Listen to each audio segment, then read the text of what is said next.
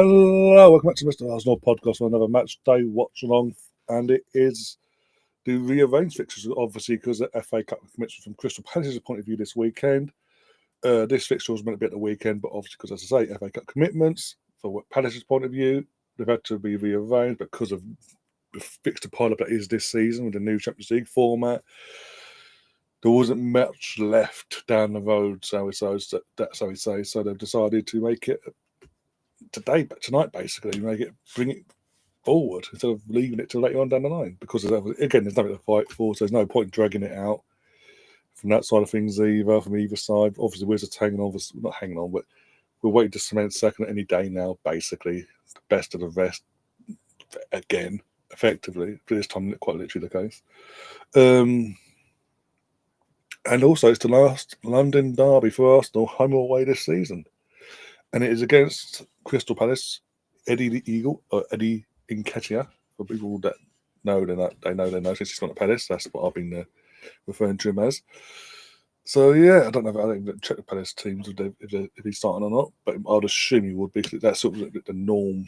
Historically, that's always the norm. When a player leaves, go back to their previous club, they start and they get the armband as well, just to be like, yeah, I'm a leader here, and foul. But team news is in. We'll get the team news up in a sec, guys, so bear with me on that. Big up Academy Beginners in the chat already.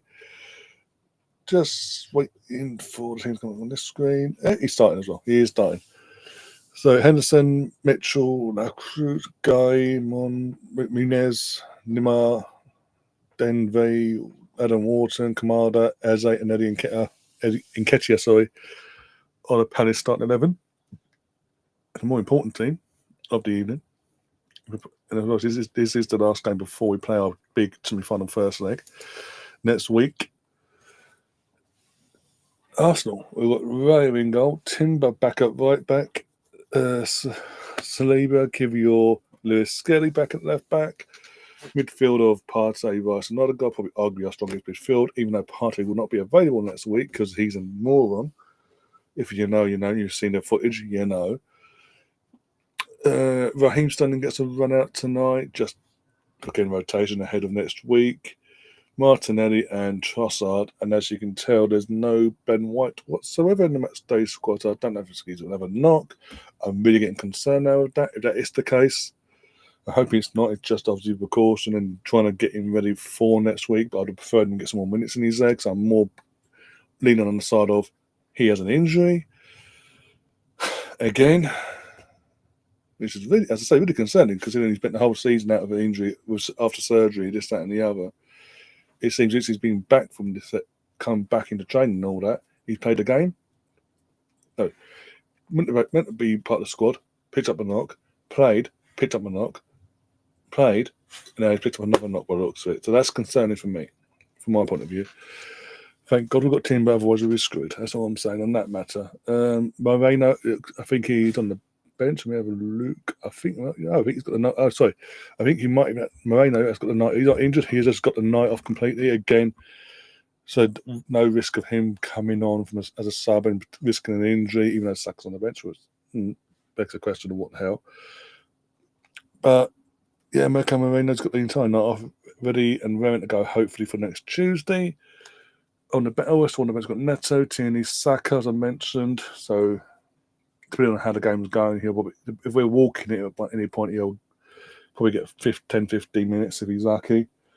Other than that, I don't really want to see him come on tonight because you know what's going to happen. As we saw the weekend, Target FC, bang. Senchenko, Butler, Adeji, Gova, Henry Francis, Kabiba, and Ethan Wanyeri.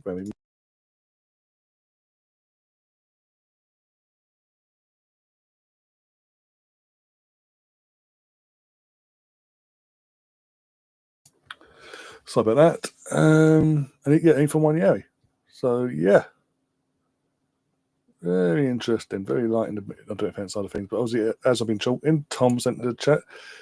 Obviously, this is the first stream we have done since. Is it? I'm trying to think now. Yeah, it is actually, because it's Monday.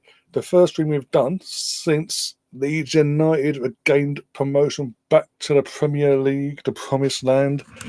Tom is, I know for a fact Tom's absolutely buzzing and bouncing off the walls. I'm surprised you've been able to contain yourself up to this point and not do yourself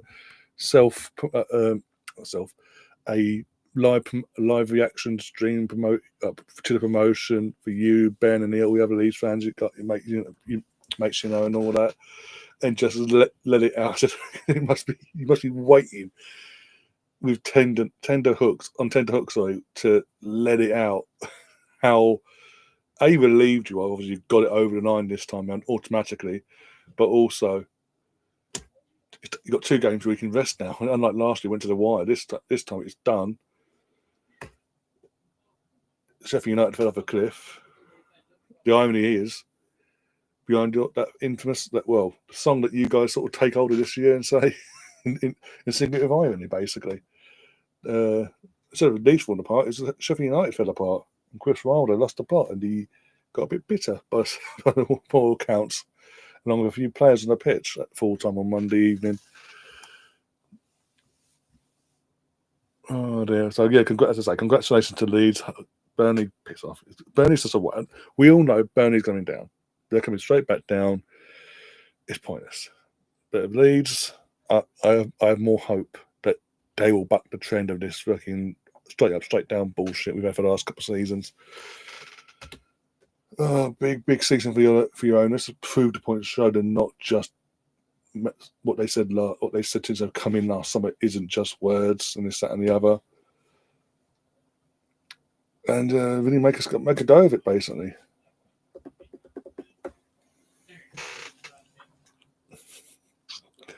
I'm sure you wouldn't, Tom. I'm sure you wouldn't. I'm sure you're not making memes as we speak for your show. Oh dear. This is a lot of people asking this question of us. Coming to the Arsenal side of things, what's Ethan done wrong that suddenly, since Saka's come back, Ethan's not getting minutes?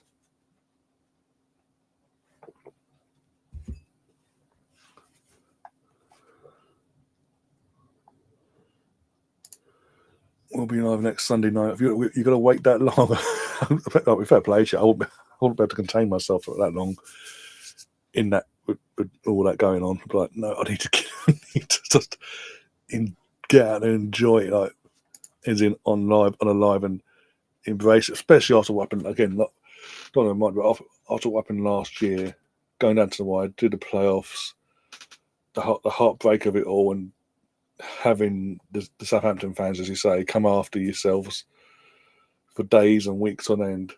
First for them to be what argue was now as it stands, a joint worst team in Premier League history as it stands. It's again, I'll be honest. Going off the Arsenal side of things, I sat there on Monday afternoon watching your game. And I'm an Arsenal fan, and actually, because I know you and what you went through last year personally in terms of the mental mindset, end of the season, playoffs, and the aftermath of the playoff final. I actually celebrated every single goal Leeds scored on Monday, knowing what it meant for you, because I was you as a friend, and I don't do that normally. When I watch neutral games, I just sit there and like, cool, right. Even if I didn't watch them, I'm like, cool, right, yeah, done.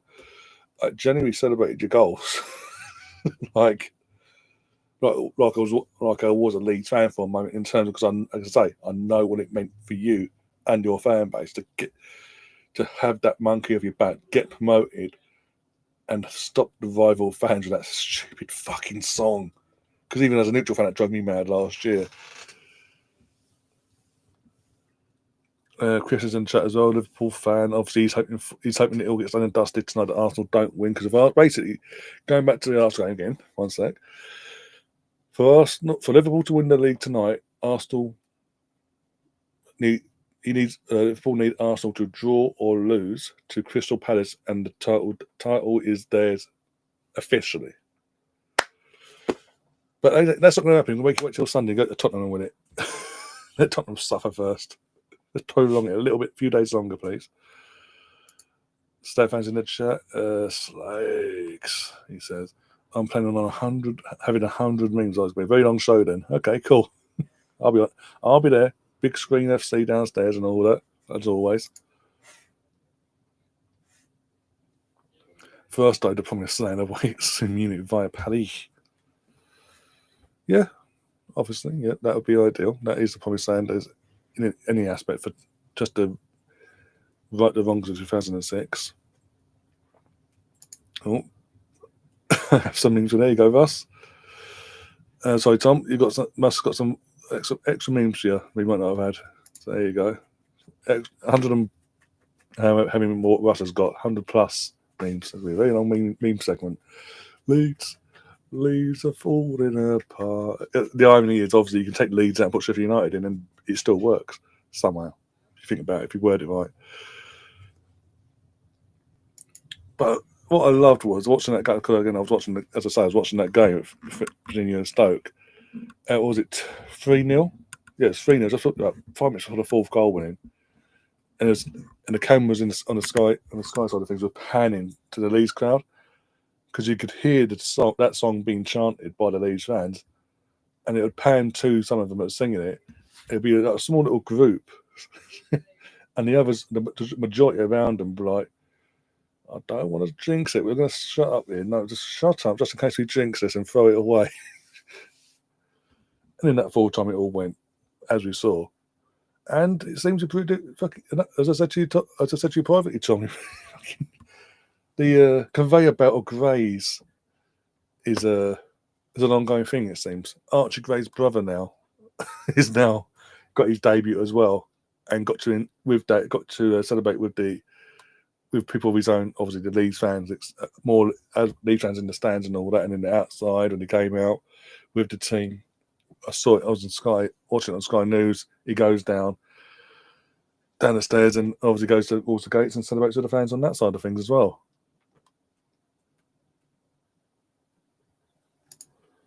Well, Sky have been saying it has to be Arsenal have to win or it's done. Like, done. Hello, Alex. How you doing, my friend?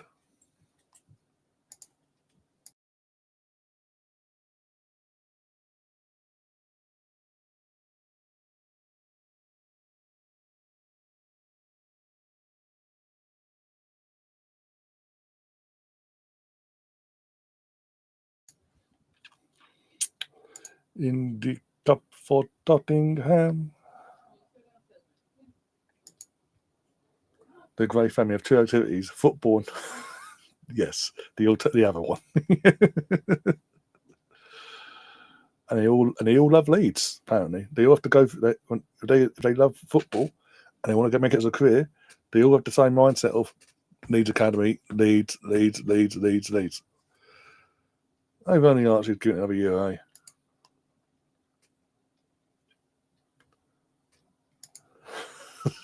Now, Stefan, considering your team's about to go the opposite way and say hello to these as they go up, and you obviously go back to the Championship for another year, another season, sorry.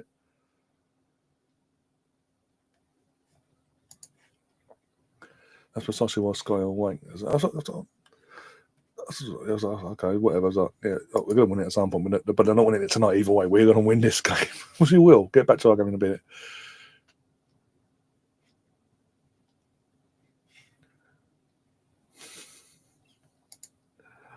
Oh, dear. Anyway, guys, back to our game. Because I can see it getting out of control now, what I've done. But as I say, congratulations to Leeds. Burnley, yeah, but you're going back down. Burnley is what it is. Because you've got a shit manager for a start and owners that ain't got a clue what they're doing. Ipswich opening the door for Leeds.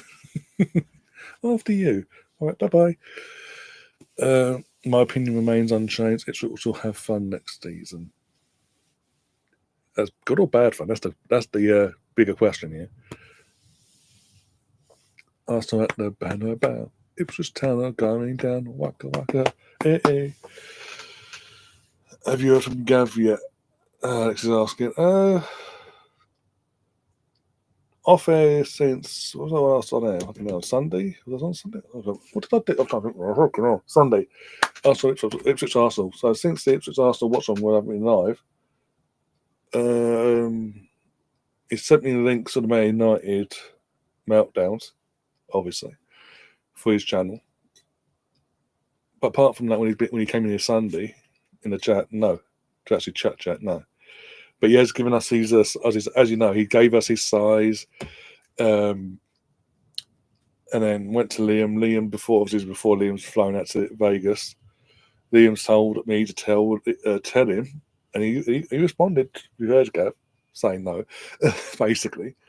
Liam said he has to get the Arsenal away shirt for this season. And again, I said, I went now. As soon as I told him, I said, "You quit yak now. He's literally got a few hours left actually of the sale. He yaks now. He can get the away shirt in his size." And the reason why Liam picked that one is because obviously we knocked out Real Madrid in. So, but hey, it is what it is. We'll get him in. We'll get him in an Arsenal shirt one way or the other. We'll meet up. We'll get that photo done. We'll get it on here as well, and post it all over socials with Liam's screenshots of the said comments that led to that photo. Oh dear.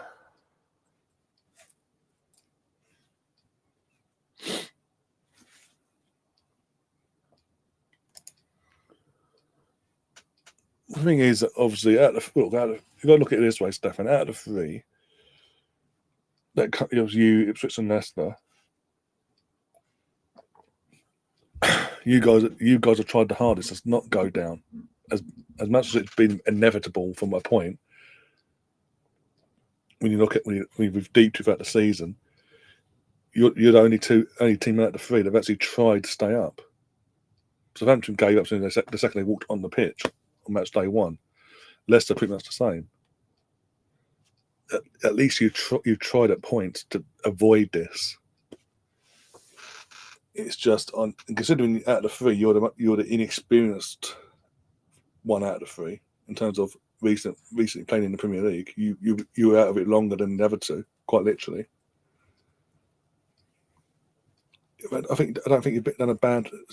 That's a bad thing. It's obviously a learning curve. Hopefully, you don't do a Luton and go down and make a hard thing of it next season. Hopefully, you go down and basically do what Burnley have done and just come straight back up. One way or the other, come back up and take the season as a learning curve. So when you do come up next time, hopefully after next season, you'll have learn from it, and you push on and actually make a fist of it.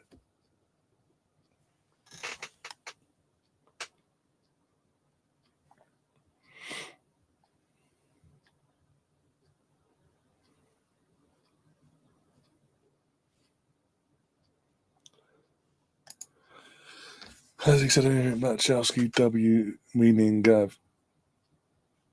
That was another thing. That's a thing because obviously I did come back to do the Chelsea Women's Champions League match on Sunday because of timing and all that. I did message Gav. I messaged him when they were like it was 2-0. At 2-0, I messaged Gav and said, "I bet you're happy now. I haven't done a watch along for your for your women's game here tonight." And even when it went to 2-1 and 3 and all that, no response from that side of things. He just sent me links from Man United stuff. So I don't think he took it too well. The fact we haven't seen Woody in here yet. Oh, Woodiger. I don't think he's taking it too well either because obviously he's come away from the channel group chat. He's obviously new number and all that out, and he'll hopefully be back. But yeah, it doesn't look like he took it too well either. All the Chelsea fans. The irony is, we're the best thing ever. We're the greatest club in England. Yeah. You're the greatest club in England out of Champions League after the first leg. Mediocre Arsenal have still got a chance to turn things round. Go lay down. Go chill.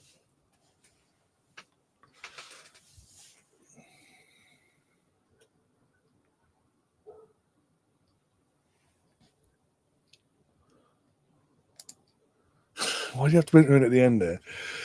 Stefan says, this is why I had a oblivience about going up. But it's a moment, isn't it? It's all about the moments as well. 22 years you're out, since you were last in the Prem.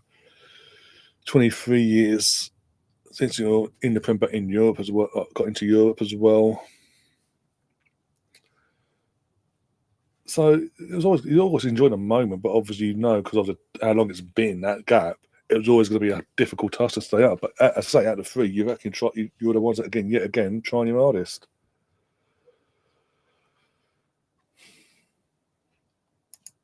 Sky doing their best to keep it. Really, why am I not surprised? Because of all that they can really talk about in the Premier League this season is the race for the third, fourth, and fifth, the remaining three spots of Champions League. Oh, by the way, you're welcome, everyone. By the way, thanks to the Arsenal knocking out Madrid, gave us that fifth spot. By the way, in England for this year at least. You're welcome. Aye. Gunnar, how you doing? How you doing? Keeping well and all that. Have you got a show? Oh, no, it's Wednesday. You know you do show last. You doing a show tonight after this game, or just to keep you to normal schedule?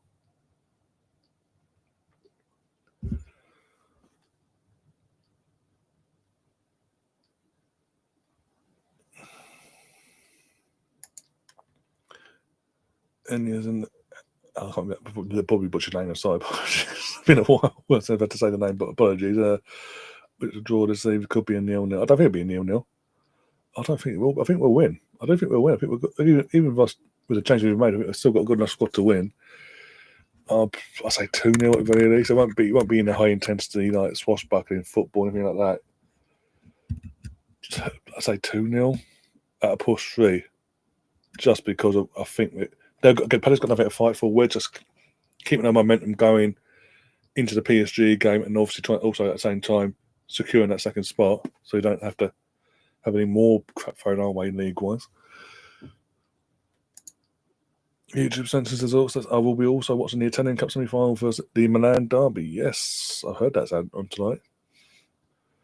That'd be an interesting one. I would sacrifice this game completely. Well, I think that's the idea. Apologies for him being on the bench. I say if we're the only reason we'll see him come on today is if we're absolutely obliterating Palace, and it'll be like a 10 minute cameo at the end. Other than that, I don't want to see him at all tonight, because you know what's going to happen no matter what. In any circumstance, he'll come on, and we're going to see what fucking prick-face did on Sunday, and go, oh, they're going our way, we're 1-0 down. Hey, across against all the way down. He's a fucking Achilles. And you got fucking Steve Warnock, ex-Liverpool. I hate Stephen Warnock. Absolute prick. On Monday morning, bloody doing the ref watch and all that. It comes to that moment in that game. Don't go, yep, red card, can't complain. Done. Sue Smith, and yeah, 100% red card. No if that's or maybes. Stephen Warnock, ex-Liverpool. What do you think he said? It's an orange card, mate. If anything more of an orange and it is a yellow or a red, it's like an in-between. Fuck off. If that happened to a Liverpool player, he'd be screaming red till the hills come home. Absolute moron. I cannot stand it. He's really pissed me off this season. He's not even a Liverpool legend. Yes, he paid for him once upon a time. Not even a legend at the club. They don't even regard him as a fucking cult hero. Good positivity. Think both have eyes on next match. Far more important. Obviously, their semi-final. I can't remember Palace are playing a semi-final. But I don't know. I'm not going to cover the FA Cup this weekend, because it's just like we know more likely to be fucking Villa versus City in a final, more likely. And obviously we've got 6 days after tonight to get prepared for PSG. But yeah, as I say, with Mourinho being completely given a night off, and Saka on the bench, and you'll probably see more rotations when another game goes on tonight, when another game goes tonight. there is more attention from our point of view, not just keeping ourselves momentum-wise going, but resting players if we can ahead of next Tuesday. So it's Inter versus Man. It's going ahead today. As far as I'm aware, it is. I'm not being told different by Colin, who said he's going to cover it on his channel.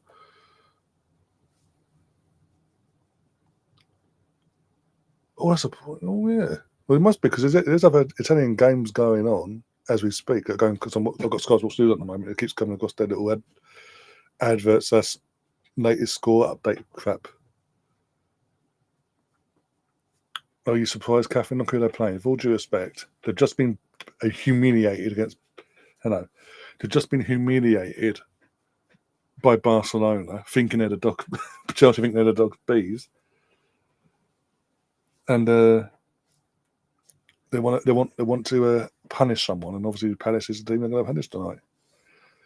But it's again, I called it. What did I say? I've said it for the last 3 or 4 years since they played it. Since Chelsea Barcelona battered them in the final a few years back, I have said every time Chelsea get drawn against Barca, that's Chelsea out. They're going to get battered, and every fucking time I'm right. Oh, but this year we got Sonia. Yerema Hayes, the greatest manager since sliced bread, apparently. Oh, but Sonia's got Champions League experience, and yes, and every time she's come up, 9 times out of 10 when she comes up against the mighty Barcelona, she gets torn apart. Shocker! It happened again. Oh, by the way, it's amazing how Chelsea players can complain about the referee on Sunday, but if Arsenal do it, you're sore losers. How can you? Chelsea do it. It's okay. We believe you. You've got a point now at Lucy Bronze, haven't you? Look at the highlights. She's the one that's phoned herself to the floor. Literally. 2-0 on there. Good to the point. What do you want? Arsenal scored yet. You can't come up with this Arsenal score. You do know that. That's the whole point of you in terms of in these streams. We score, you come over, you jump up. So until then, chill. I wouldn't go that far, Tom, but okay.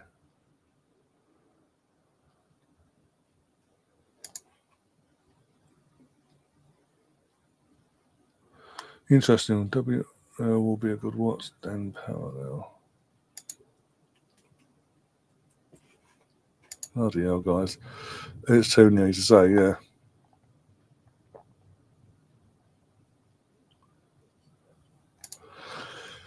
I'm not taking anything for granted. People are going to talk, and it's absolutely fair to assume we'll go down. Well, especially, I think the assumption will be there currently because of obviously this season and last season, the three have come up, have all gone down respectively. That's been the case. So obviously, with that, you have that tarnish, that brush against you straight from the off. However, if the owners to get it right in terms of the summer window, in terms of the recruitment, I don't see why you can't. You're big again. You're a big club. Your new owners, but newest owners need to show they're different. How they're different compared to the previous. Talking of which, what are you making of the reports, Tom? That again, it's only reports by the media, so it could be just complete BS. But that's why I say reports. What are you making of the reports that the ownership are basically open to letting Daniel Farker go and bringing in someone else once the season's done and dusted?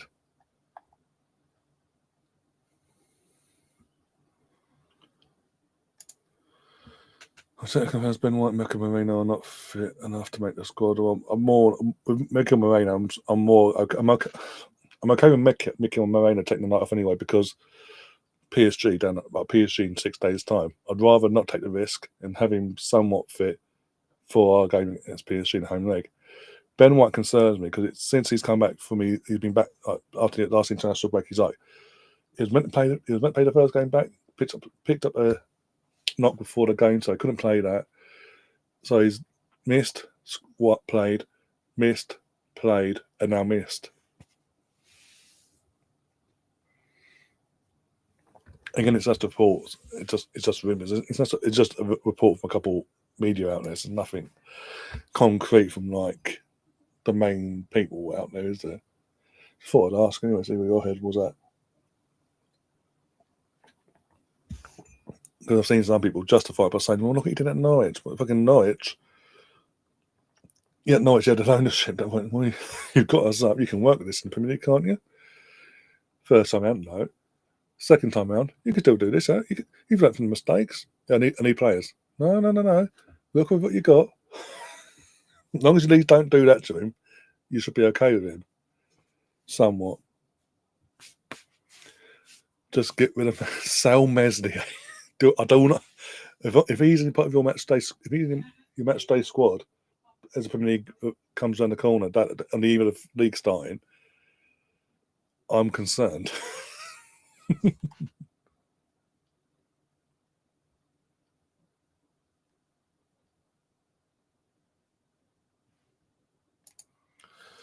Parkinson was given 9 minutes to spend in their season, in their 2 seasons. Yeah, exactly. Every time they came, that's what I'm saying. The Norwich, this was my complaint with Norwich in general. They were doing this when Varga was there. Was he did a miracle thing in the first place to get him up in the first place, and then from that, they expected him to perform the same miracle in the Premier League. And when he didn't do that and came back down, but then got re-promoted his first time of asking, they wanted to do the ownership, the board didn't heed the learning curve of the previous time and expected him to perform the miracle again with the same scraps. Minor a couple players, but with the same scraps basically. And then with certain players that decided what they wanted out anyway, like Emi Buendia, as they were coming up, it was like they didn't replace them either. So it's like you're just asking for trouble. That's a point. You've got a point there, Stefan. You have got a point. But hey ho. Anyway, back to the Arsenal game. 16 minutes away from kickoff. Oh dear. I'm going to go 2 or 3-0 win, as I say. But what is Farke supposed to do with exactly? I said this that time. I say it again. This is where your ownership, your new ownership need to show that what they've done in terms of backing him so far to this point, after the last summer and all that, into this backing him now properly and bringing some Premier League proven players, experienced to balance the squad, so they've got a fighting chance. Because that's been the main thing for me. The main reason why all these clubs are going down, like you've seen Southampton go down again, Leicester go down this season, Ipswich, last year Burnley, Sheffield United, and Luton. All 6 teams have something in common. None of them went in the transfer market and actually brought in Premier League proven players. They pretty much stuck with the core that came up with them, brought in players that basically from the Championship where they came from, would have just come from. Luton and Ipswich, you can understand. Luton, because this is the first time in 30 odd years. It was new. They basically pretty much admitted defeat from the get-go because most of their money from the playoff final had to go into refurbishing the stadium to make sure it was Premier League spec. So they pretty much, even though they tried the hardest out to free that last season, they did their bit. They did try. Sorry, I'm trying to think now. And even Ipswich this year, 22 years is a lot, and then you've got to expect them to bring in Premier League proven players. And Calvin Phillips, yes, he's Premier League proven to an extent, but you got to do more than that. And the others, and I said the other 4, they should know better from recent times. They've been more recent in Premier League compared to the other 2, but they didn't go out and get proven players, or more than one. And it was like they went down, came up, respectively that they did. But in terms of the transfer business, it was just getting players from the Championship, where they just come from, and expecting them to do a job in the Premier League, along with a squad full of Championship players they've already got. And this is the main reason why these clubs are struggling. Southampton went down this route before of Young and that coming and all that. It's like, well, that got you relegated. Good news from that? No, we did it again this year. Leicester, yeah, that was a nightmare straight from the off.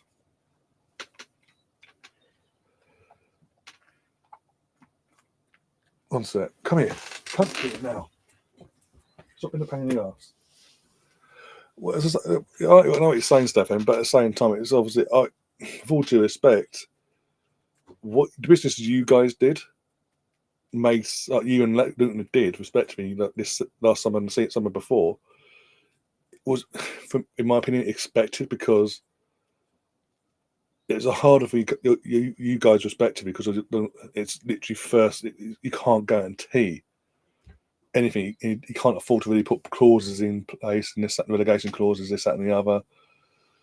So you had to put the stepping stones in place now for the worst case scenario. If you do go down, you've got the squad good enough to come back up. That obviously Luton fucked that one up, but hopefully you guys won't.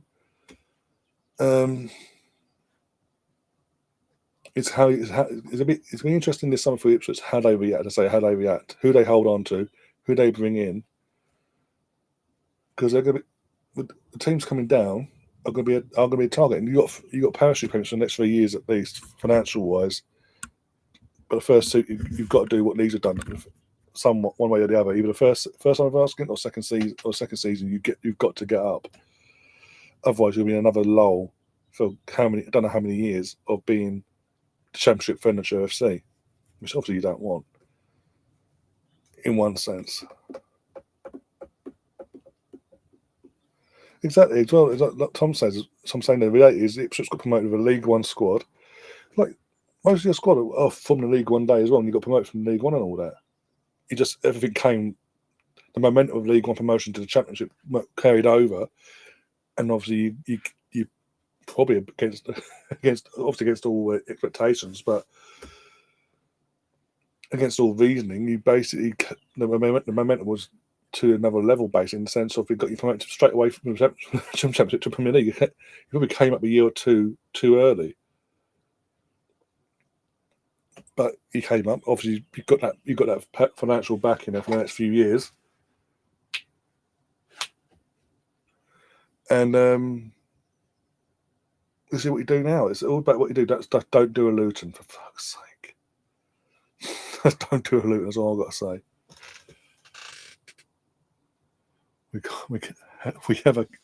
I can't score any goal scores. Well, that's the thing now. Obviously, it looks like Delap. A lot of money into Delap. Oh, but it looks like going to recoup that. There's a release clause there to recoup that money. So use that money wisely, basically, in terms of go and get yourself an out-and-out goal scorer that's not just good enough for the Championship to get you back up. That's going to be able to step up for the Premier League as well.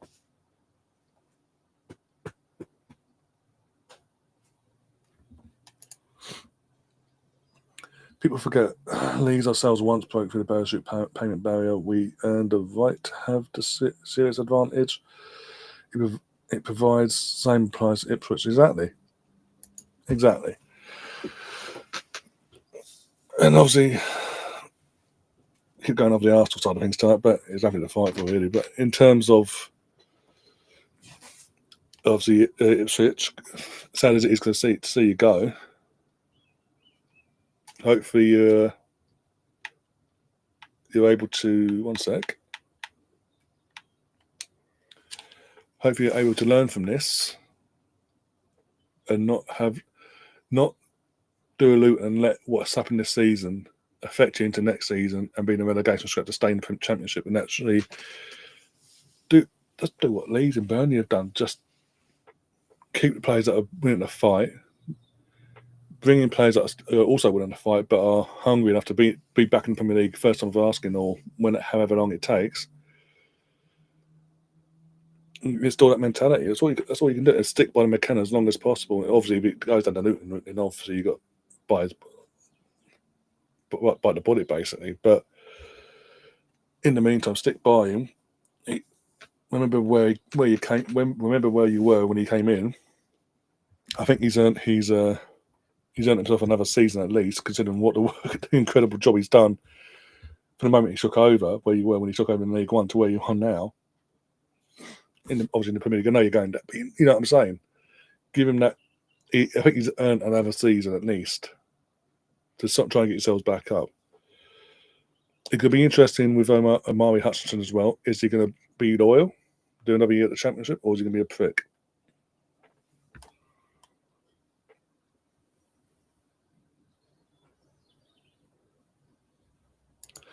it's an arrogance thing, Stefan. It's an arrogance thing. But with all due respect, these United fans, Chelsea fans, and all that, and all these companies linked with Tottenham, they're all begging for this thing to that lad. With all due respect, I know I don't want to be harsh here, but what's he actually done this season to merit this sort of attention from these clubs? Because he's had chances, he's had loads of chances he's missed. Let's not get it twisted.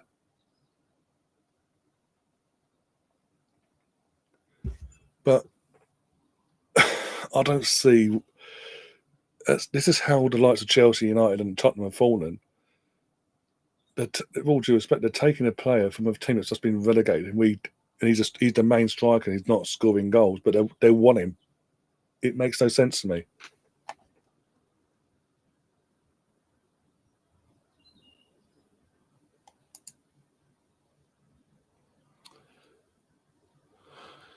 People truly want to get rid of the parachute payment system, then stop handing Brentford, Bournemouth, etc. 300 million per season, creating the need to spend 100 million. Yeah, exactly. Look at fucking Forest. Look what Forest had to do.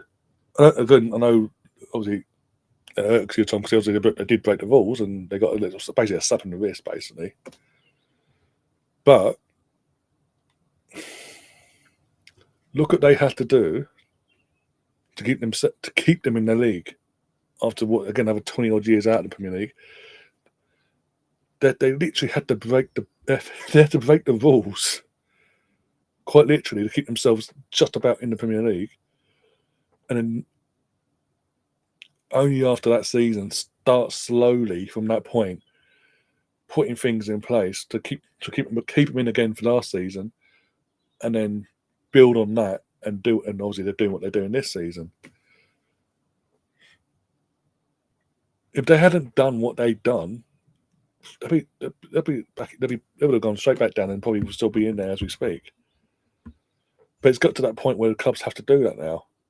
It's just how it happens for us of an ownership, but they went where an owner, that goes F it basically, and to hell with the rules, quite literally, is happy to take the slap in the wrist, clearly. And more and more clubs need to realise that now you've seen the punishment that Forest got for breaking them rules. It eventually was a slap in the wrist on points wise. Take the risk. Clubs are going to have to adapt that mentality of taking the risk. A lot of empty seats here before kick-off, by the looks of it. No, Stefan, seen a sec. Teams are in the tunnel, but yeah, it looks like even club level. Probably saying at club level, bloody still eating their fucking dinners and drinking their champagne, probably. But even that lower tier, it's not by now. It's like in the recent times, it's usually the lower tier is usually like Rand.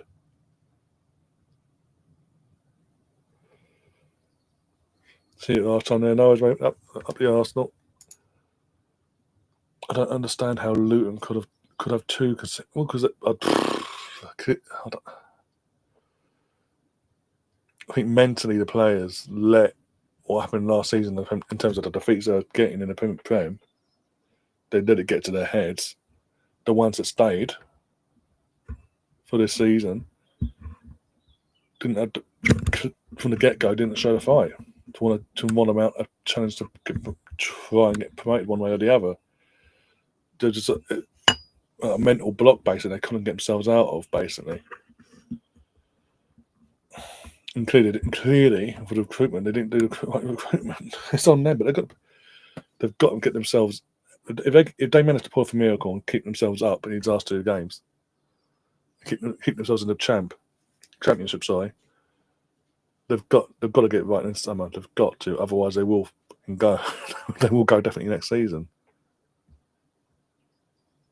There you go. Teams are coming out. Hello, Pete. How you doing? Let's go the Eddie and Ketia derby. What used to be the Ian Wright derby? Now the Eddie and Ketia derby. Okay. Okay, now that standard's dropped. I love Eddie. Oh, there you go, Tom. Now you're back in the Prem. Maybe you'll go to Palace in the summer. Give him £30 million. They might send him to you. You never know. replace Bamford.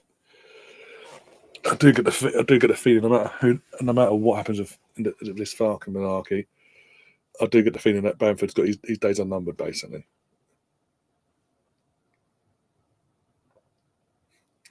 Would it now, Tom? Why would that be?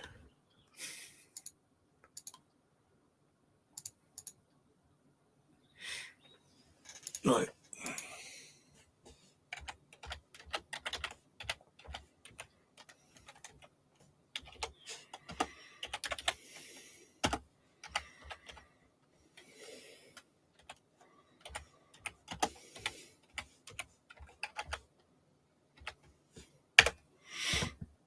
Right.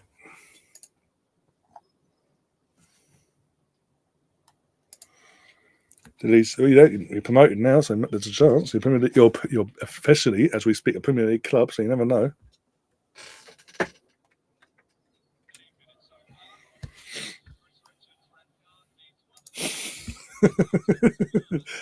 The thing is, Tom, until Ramsdale even decides he's sticking with Southampton or moving on somewhere else, you're going to have this on here and on WhatsApp and all that all summer now. You do know this. I'd like to come back. I'd like to survive the first season. I don't think it'll go down well with his Sheffield connections, but still. Nketiah will score. Only if we're given the opportunity to score. Fingers crossed we don't. Oh dear.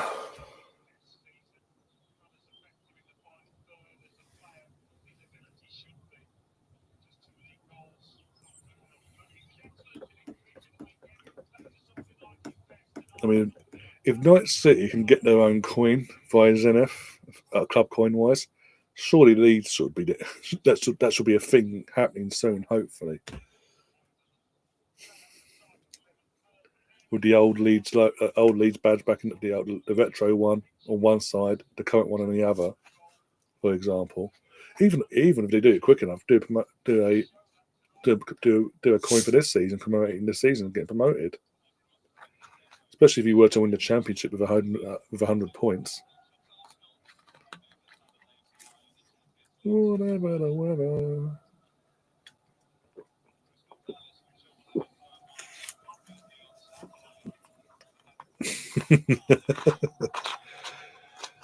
Oh,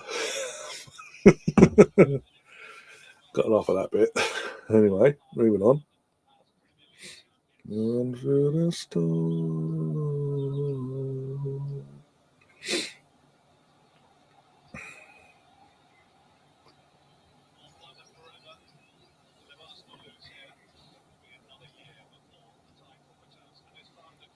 And we're off. Come on, Arsenal. No fucking doubt today. Come on.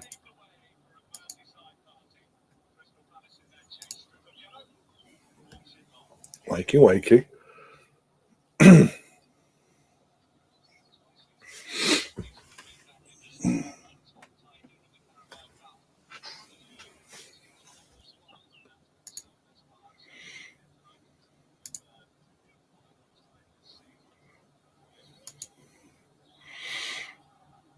Oh, yeah, one sec. I've seen Joel's comment. He's got to come in at half time now.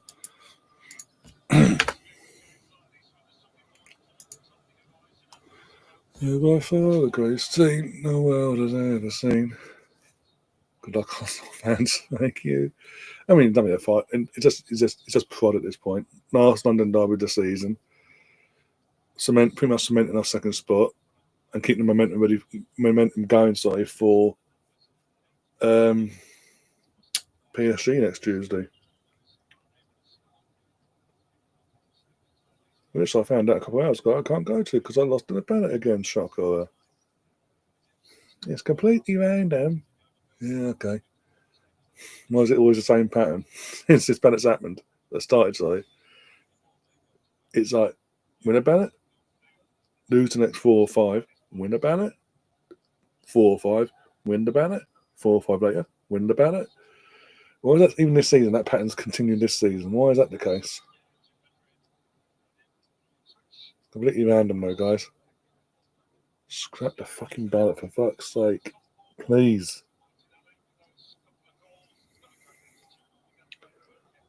If Arsenal do anything right this season, it's this summer. Sorry, it's scrapping this ridiculous Spanish system. Just go back to a better version of a first come first served basis, basically. Oh, Russ is happy. Don't say nothing else, guys, or Russ. Let me have the enjoyment of seeing what exactly happens. No spoilers now, other than that.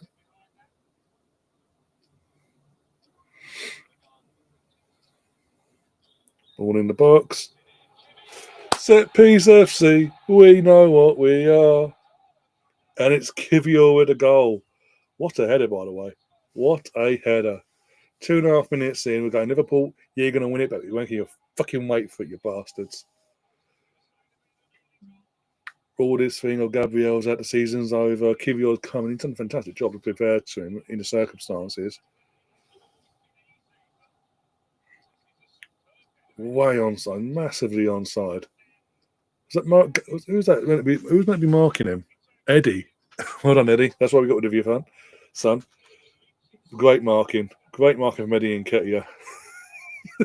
And Mark Gay's gone over like, no, too late. Good solid header, good connection, clean connection. Henderson doesn't expect it. Route to the spot. Thank you very much. 1-0. Fucking hell. Set piece FC. We know what we are.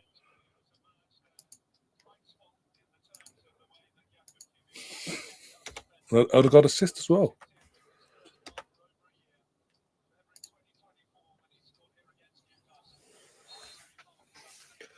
But that's it's just a terrible defending. When you look at the replay and who was defending, that's the reason why we got rid of said player, because he can't fucking defend. He's an attacker, but that's not the point. Imagine a set piece, no matter who you are, when your position is on a set piece, defending it, you're told to mark a defender and you give him 5 yards of space like that. You're asking for trouble.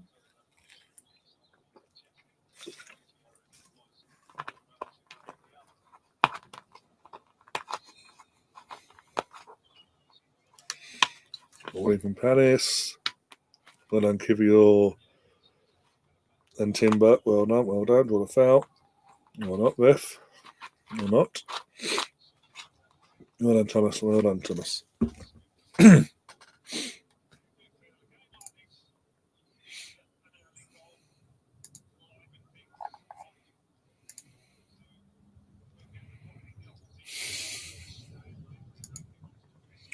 Just seeing someone saying in the group chat, the Lewandowski would be proud of that one in terms of Kivior's goal.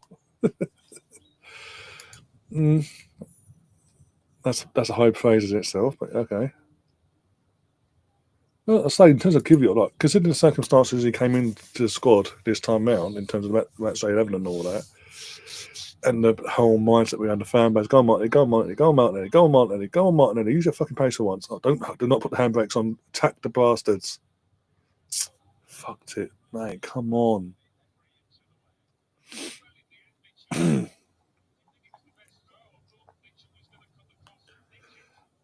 But going back to what I was saying, like considering what he the mindset of the fan base, I'll give you it's the end of the world, we're done for before the first leg of Madrid. Like, he's come in, he's been solid for us. He's done a solid job for us. I can't complain. And obviously, he scored already tonight. And straight away, 2 minutes later, he did well in the defending of a set piece from the defensive side of things. Don't want to jinx things too early because obviously still got PSG around the corner, but so far so good. We'll give you your touchwood and all that.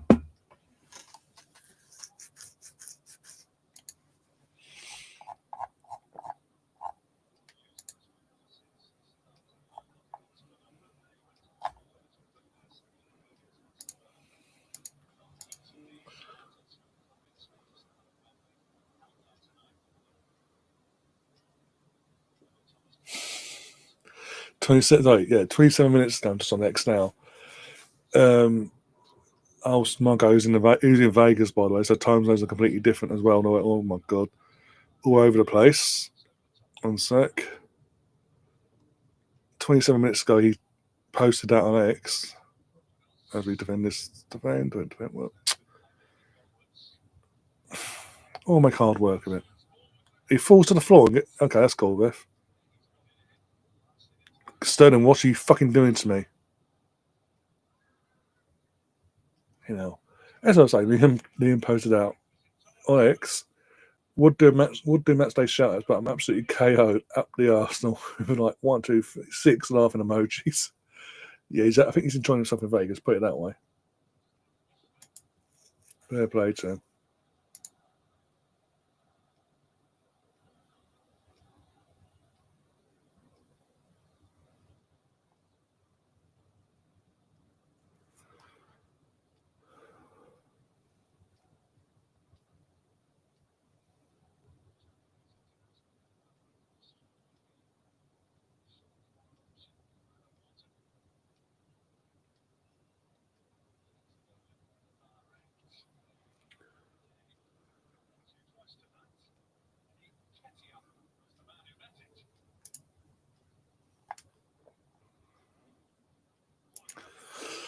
Did Smuggler go to WrestleMania? I don't think he did. I think it's don't hold me to this. I mean, it'll confirm once he's back. But I think he's gone. Was it a stag do or something? He's gutted. Obviously, he's gutted because obviously WrestleMania. Obviously, as you know, was in Vegas. He was gutted not to be able to go to that. As he said on last week on the last show he did before he went out. He wishes and all that, and I think what was night two is he didn't fly out till he didn't fly out till Monday, didn't? Yeah, Monday afternoon here in the UK. So yeah, but he's absolutely gutted he couldn't go to it.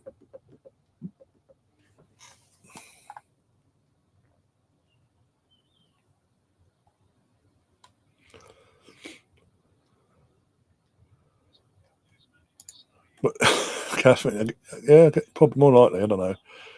On set, but Liam, we all seen Liam last week after Barcelona, the Real Madrid second leg. When he celebrates, he celebrates. That's all I'm saying. So if he's got a sore head, he's really celebrated. That's all I'm going to say. But I guarantee you, he'll be fighting on through currently in terms of watching this anyway. Fingers crossed, Steph. Fingers crossed. And that's part of the reason why you're not getting a Cannon and Jonesy show this week, because obviously he's over there basically. He'll be back next week anyway, and then instead you're getting your quiz tomorrow. And the inevitable, eventual "Who Am I" football quiz. The quiz that sort of happened back in January. This will be, and this will be quiz number 4 of the year. It's only the first one of the year. Still, the delay on it has been ridiculous. But it's happening tomorrow night. One or the other, 8:10.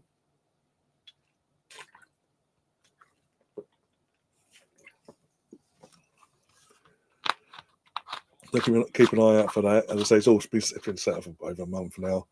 In terms of the actual stream itself, I had to move the dates around. But so yeah, keep an eye on that when we go live tomorrow. Don't miss that. Have a bit of fun away from all the actual football and ways and the day-to-day life and all that. A couple of hours of fun, bit of a laugh, and then Friday, nothing planned for this Friday anyway, channel-wise.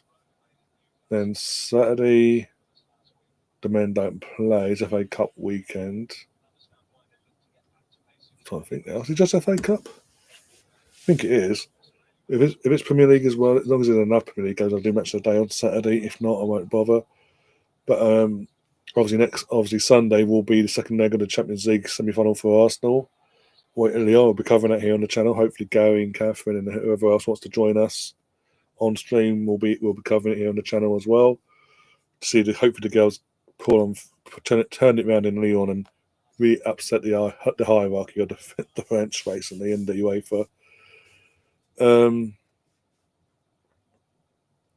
then late night Sunday again, the eventual next episode of the football show.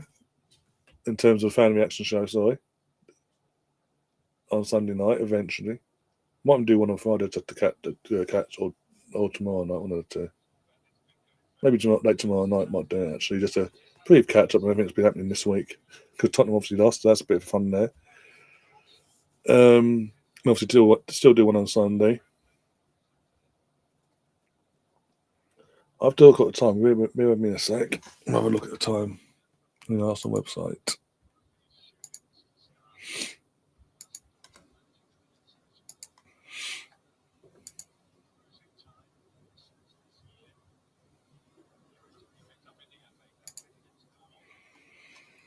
$5 UK time kickoff on Sunday. Sorry.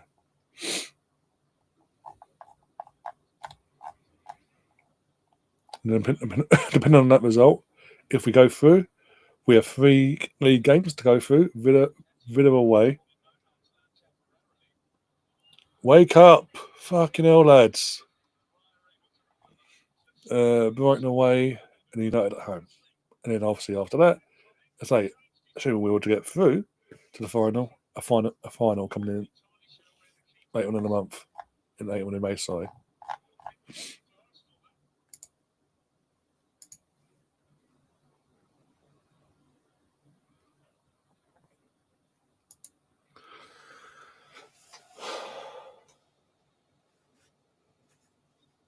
What's happening now? He's all right, man, Stefan. 3 pass. Well, you say that, Catherine. You realise that I'm just saying. He makes up your leader, your fearless leader, makes up the rules on the spot. Basically, day by day, he'll change the rule. It could be one more 1 minute, one more this next.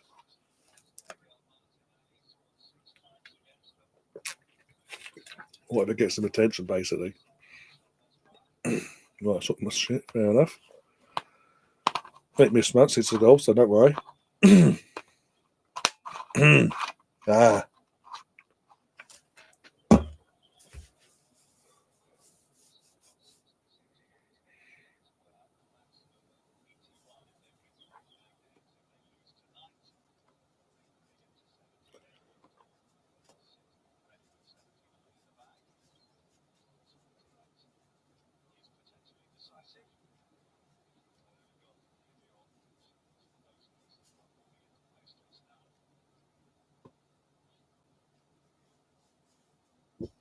Oh, alas.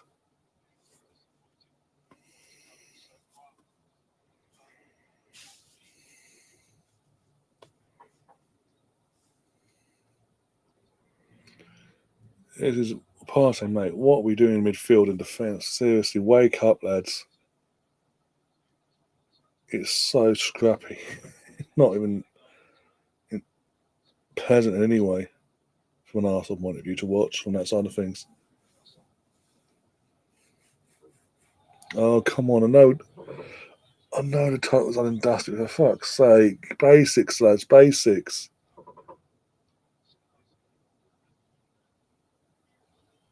I don't want to have that attached to my name. The whole my fearless lead. I don't want that shit back in here.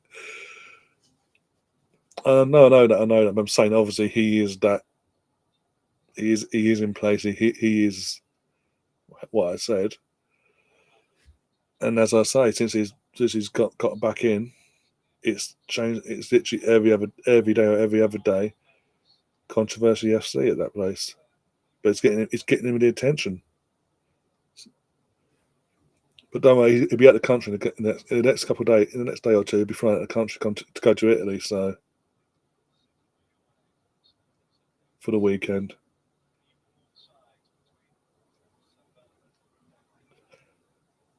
I can't believe. I still can't. I can't believe he even managed to make a pig's ear out of that on Monday. With the first statement was also a statement, was a post on X, thinking that would be enough, and then when he got the backlash, it's like, I've removed that, bring it back with them words with seven other words on top. That'd be okay. Like, when everyone else, every other person in high positional power when they were such countries, heartfelt statements put out. A handful of words for a Christian man, apparently. Okay.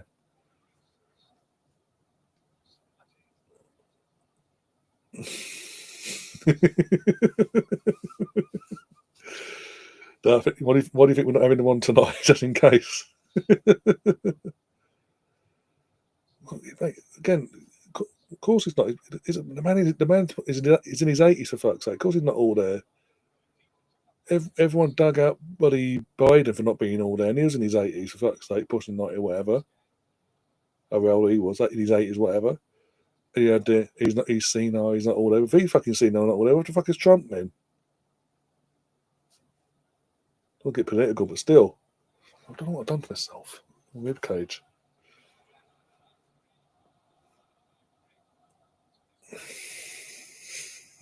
You get the gist, though, Catherine. You get the gist. Oh, dear.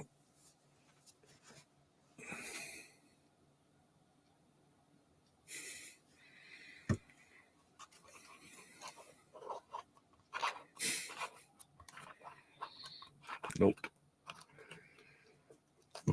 Pardon me again. I know we're going for the motions, trying to get the moment. We've got that early goal and all that, but it's just like we're going for the motions of just going for the motions, trying to keep ourselves out of trouble ahead of next Tuesday's match from injuries and all that jazz.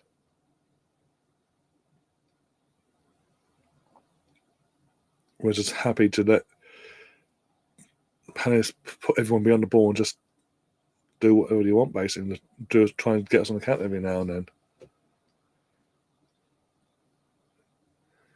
Can't do another ball fest because the reason I didn't do last night's Watchalong in the end because the plan was to do Watchalong tomorrow last night. Sorry, for the Man City Villa game. The reason I did it in the end, I thought, I know what, I'll just watch it off air just in case it turns into a ball fest. I can actually do what I do at a ball fest, fall asleep, which I did, literally, just before half time. Was it just before half time? Just in half time. Not starting 9.5. But by the start of the second half, I was out of it. Missed the entire second half. Missed the entire second half, including the winning goal. All the aftermath of all the interviews and all that afterwards. It was, but this way, the next program after last night's coverage had ended, the next show was on basically halfway through it. By the time I'd come out and realised the game's over, it's 11 o'clock. Okay, I've got to get up now.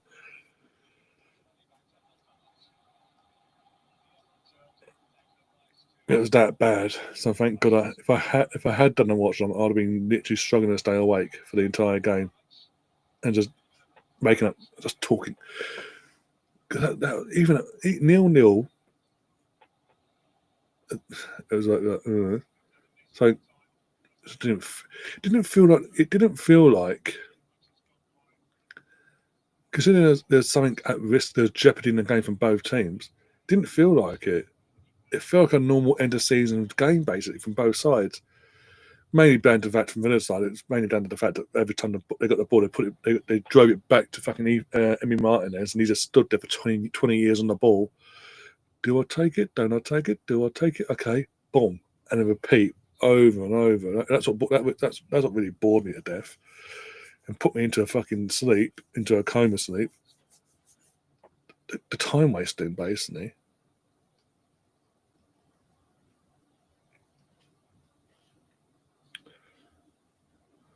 Doesn't even have to be a shot on target, just shoot. Yeah, well, fucking Trossard had a chance there. Fucking yeah, does what Trossard does best in these days. Take one touch too many.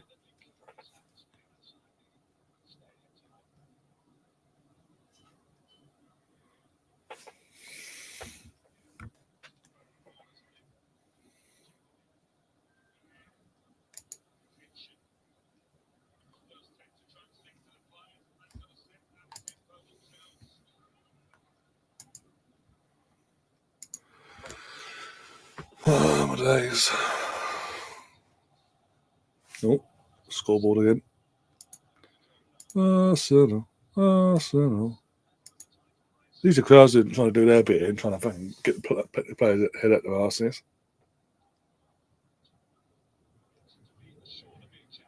Do, do, do, do, do, do.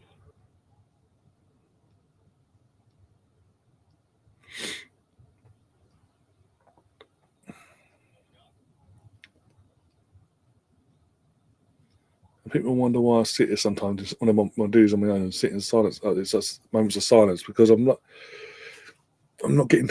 I'm not going to contact the game when it's time to fucking talk about. And I hate repeating myself and having random conversations and going completely off the topic. Go on, Declan. Oh, almost two. Declan with an absolute screaming almost. Fucker. Fuckity fuck. Unlucky. How close was that in the end, actually? I'm looking at it. Oh my God. Oh. Clean hit as well. It was a clean hit. The bounce took it away. Fucker.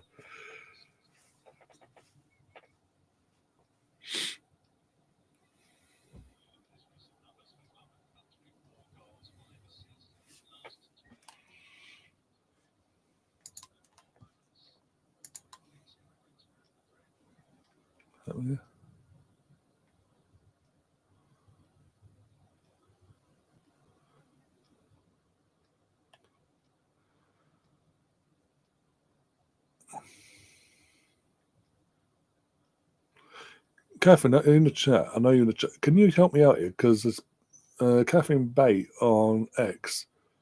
She's done something in the done a, what's the name, a segment on the Telegraph or whatever, and basically like defending Ian Wright. What's against Eddie Aluko? What's Eddie Aluko done now? Why is he attacking fucking Ian Wright for? Is that the case? Can you give me some more information on that, please, if that's possible? It seems Eddie Aluko said something out of order, something say, by the looks of it.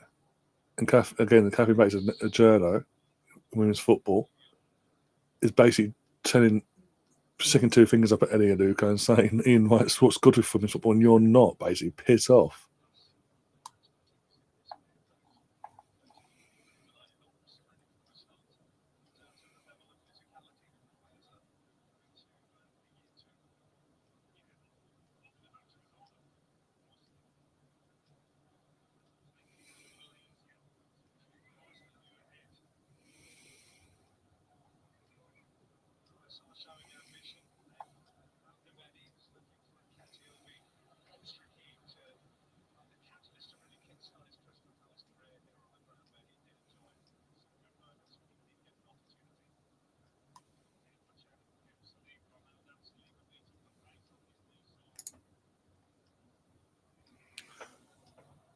Yeah, it looks like Eddie Aluko. Yeah.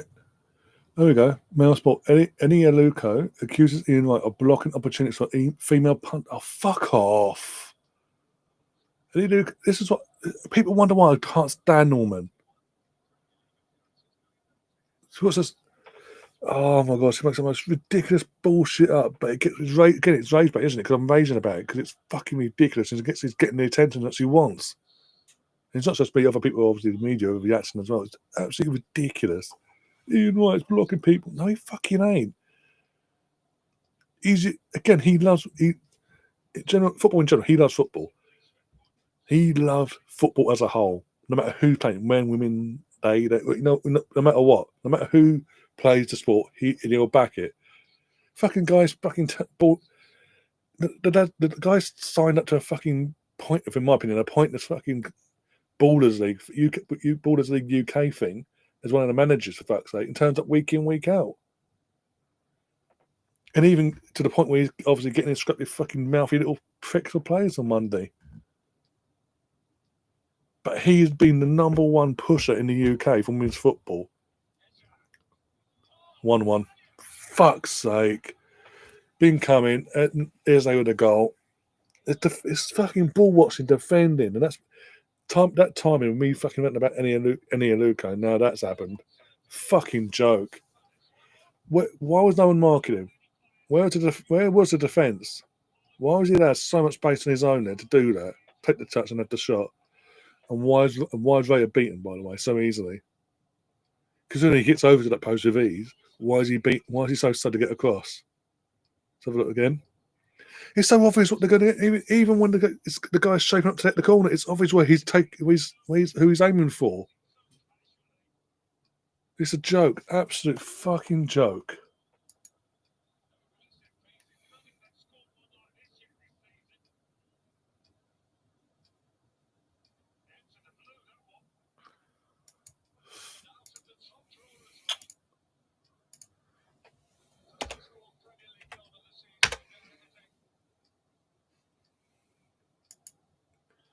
Yeah, any Luca can piss off. Oh, he's the guy. As I say, before that happened, the guy literally is the number one promoter of women's football at any of the opportunity.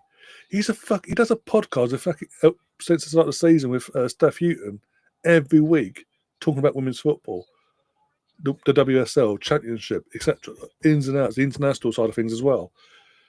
He turns up for the BBC and ITV when it comes to covering the World Cups, the Euros, the qualifying games. He's the number one. He is literally, I don't care what anyone says, he is the number one cheerleader in the UK for women's football. For any Luca to have the audacity to come at my legend like that, she can fuck right off yet again. And people wonder why I have an issue with her. All the bullshit she comes out with, and then when people call out for her bullshit, you're being racist, you're sexist, you're that. I'm a woman, you wouldn't be saying this about a man. Joey Barton, for fuck's sake. You're effective, and I know you've got your issues with Joey Barton, but you're effectively doing what he does. And I'm sick of it. I'm absolutely sick of it. Why are we giving her a platform, for fuck's sake? There's a reason when she retired, she went into the bloody sporting director side of things, and after that said job, that one job she had as a sporting director, see, they didn't last long. We now know why, and why no one else will touch her for basketball as a sporting director. So why the fuck are we giving her? Why the fuck is our our broadcasters giving her fucking, be it Channel 4, ITV, BBC? Why the hell are we giving her airtime as a pundit? There's far better ex-players out there that make better pundits. An absolute joke. Oh my god, and almost 2-1 from Eddie. Oh, we've gone to sleep. We've literally gone to sleep.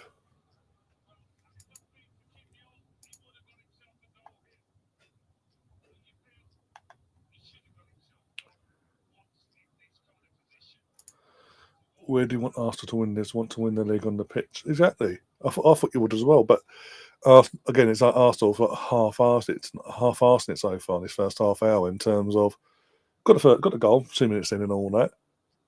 And since the goal, we've just gone for it's like we're going for the emotion of the game basically. Just whatever sort of that sort of mindset. And even since, oh my god, Ray, you're a prick. You're actually a prick, Ray. I wonder I can take much to replace you already.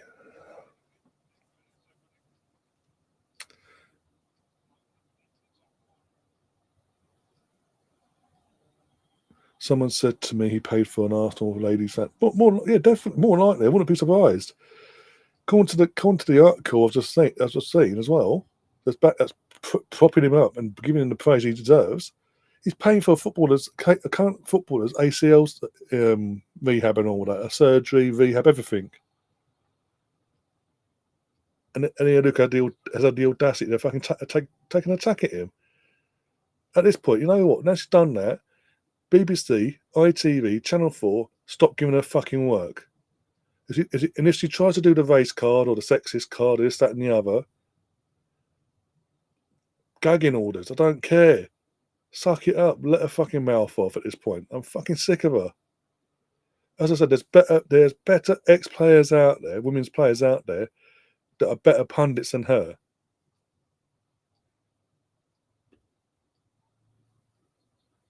Stop giving her a bloody platform. What? Because she's the next England player. She's the next Chelsea player. Fuck off. Controversy comes wherever she goes. Literally.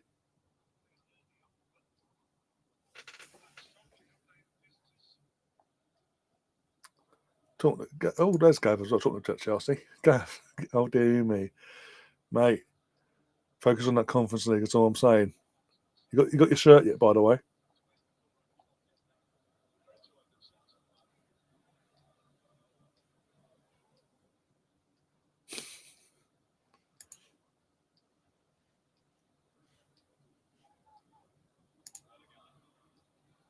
I'll stop pressing off the goal, just wait for to lose it when it seems, yeah.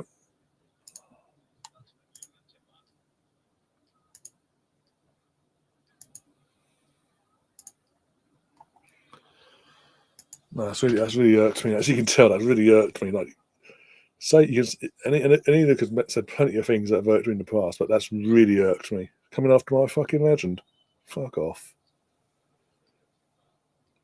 The key promoter of women's football as well, in terms of for the last how many years since you've got to say for the last 10+ years, maybe more.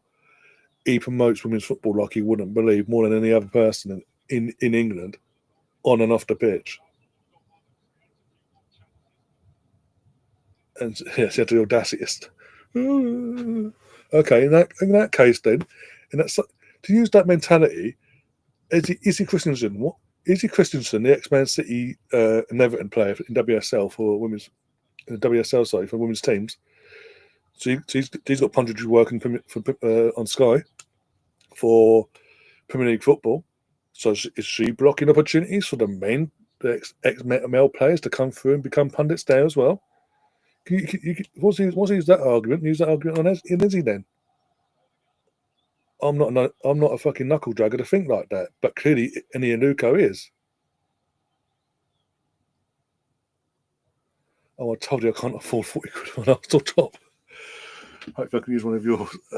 I'll let Liam know when he gets back in terms of, we'll sort it out. I'll sort all that out. Messing about, but anyway. I'm paying I'll put you fucking are, Eni Aluko. Just like of every Arsenal legend, these are so beautiful. No, it's a fucking piss take, is what it is. And when you make stupid comments like that, I'm going to fucking defend my legend. Not just my legend, but the footballing legend at that. That ironically promotes women's football more than her, and does a better job at it anyway. Fucking hell.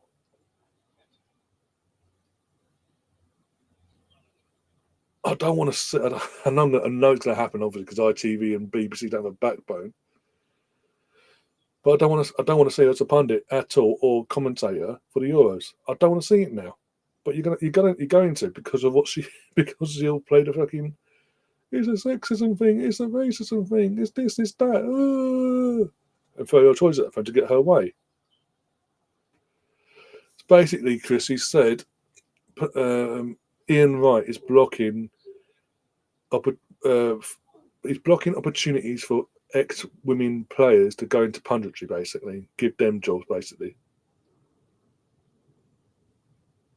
But amazing how she's not saying that it's amazing now when it comes to the other way around, when his ex-female players like Sue Smith, Izzy Christensen, Alex Scott, etc., that cover the men's game as well.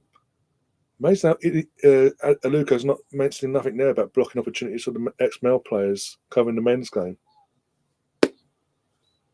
Again, as I say, I'm not a knuckle dragger. I don't have that mentality. They all play football's football. They want to, as long as they do a good job, I don't give a shit. As long as they do a good job in terms of covering WSL, Premier League, whatever they're covering, as long as they're doing a good job, I don't give a shit what their sex is. If they're male, female, they, them, you know what, you know what I mean. But clearly, Luca's got a problem apparently. But now, guarantee if you ever see these fucking clips, you'll call me a fucking sexist racist, basically. You can't say that. Fucking remember, what's a couple of years ago, she had a fucking phone at Paddy Kenny, for fuck's sake. He called out on her bullshit. And what did he do? What I just said. It's a fucking joke. And people keep Talk Sport and all that, keep giving off Talk Sport, fucking BBC, ITV, keep giving a fucking punditry work or work in general. Fucking give it a break. She had literally admitted 2 summers ago now, nearly 2 years ago, on national radio, live national radio, she admitted live on air to conning her boss into paying more money to bring a player in that they wasn't sure about. She made up a load of lies and conned her boss, the person that paid her wages at the time, to pay more money to bring in a player that she wanted to bring into that said club. When she got called out on that bullshit, she does what again. Every time she gets called out on bullshit, it's because I'm black. It's because I'm a woman. If I was a male privileged and this, that, and the other, you wouldn't have anything to say about it. Because it happens in football everywhere. No, we called you out because you basically admitted to breaking the law. Literally, you committed fraud against your boss. And you admitted to it, and then we get called out for it. No, I didn't. No, I didn't. It happens. Well, I did, but it happens in football anyway. So if someone else does it, why can't I do it? Fuck off. If I told you to jump off a bridge, will you fucking do it? In that case, that's the mentality you've just gone in with. Where everyone else does it. So that person, then say people jumped off a bridge. You follow them? Would you follow them? Would you? If they went into a burning building, would you do it? No. Admit to your mistakes. Admit you are a fraud, that you've committed to fraud against your boss. Take your punishment. If anyone else had any bog standard Joe had gone on national radio and admitted what she admitted, they'd be banged up now. Fucking joke.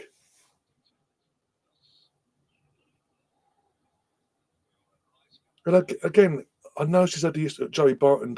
She's had her issues with Joey Barton in the last 12 months, and that whole situation, as we've seen, go through the courts and all that. But it doesn't justify being an absolute pain in the arse herself.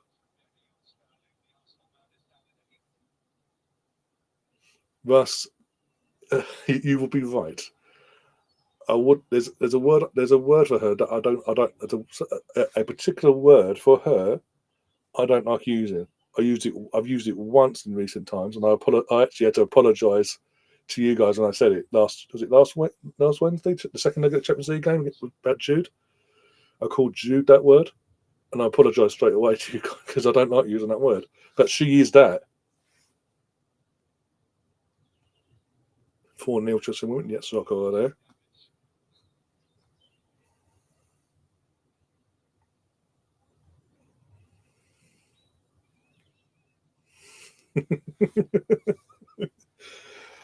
Oh no, that's reading into that's actually irked me,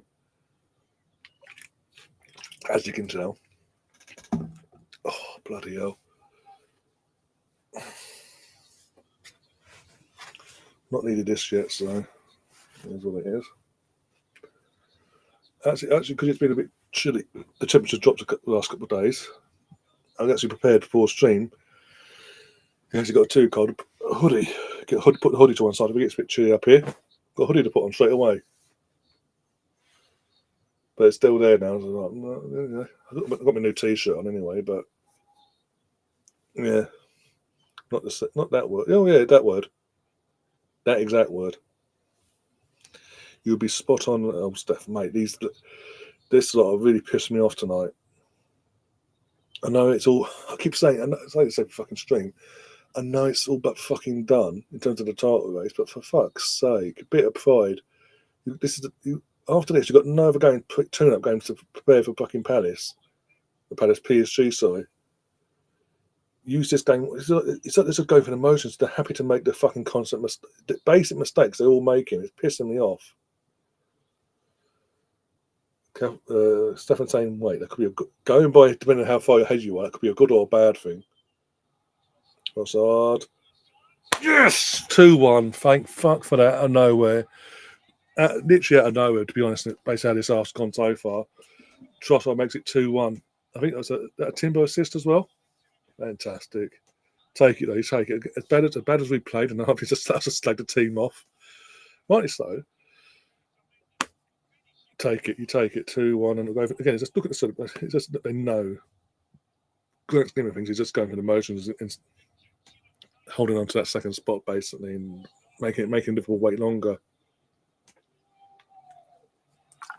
Trossard, Leo Trossard, Leo Trossard. Yeah, I get that now. I get that. It's a very good way. Good finish. I'll give Trossard his due there. Good finish from him. Right in the bottom corner.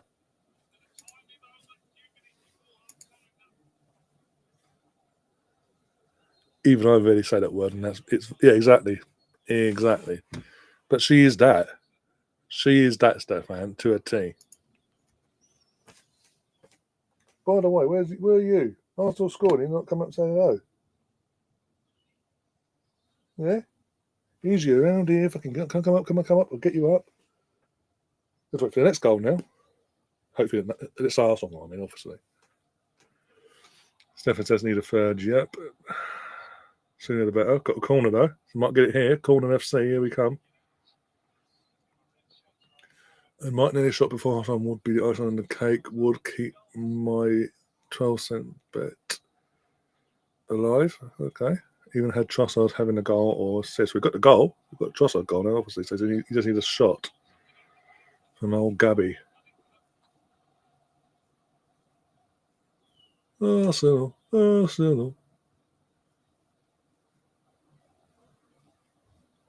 dear. My phone's pissing me off. Go away. Over there. Get back in charge.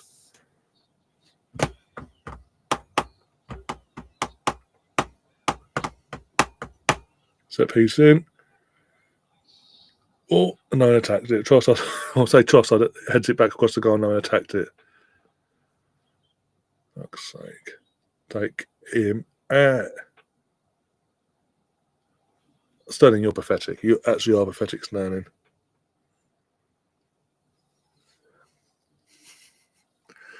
Hey, at least we're winning.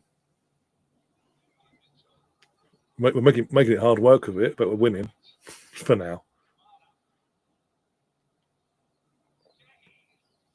Well done, Kivior. Cats are downstairs again. Keep the shit. They don't come to the door. If they don't come in, they can come to the door and they'll come in. But currently they're downstairs at the moment.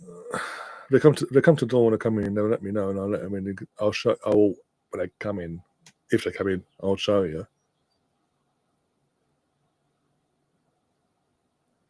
Even toss it.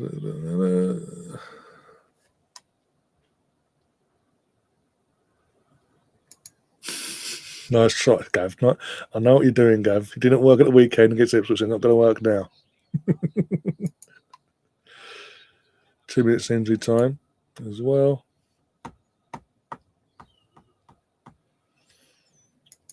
Hopefully, Muffin. Hopefully.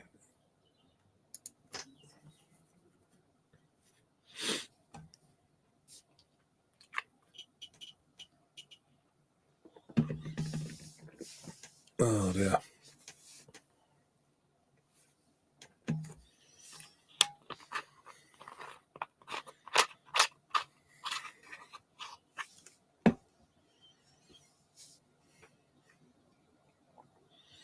Let's just get to half time. Do.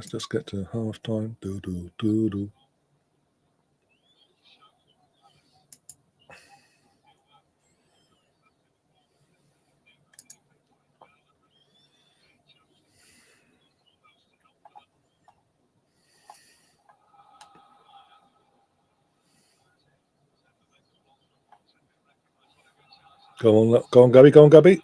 Does that count as a shot? I don't know, Catherine. Let me know. Not sure about that one, but you never know.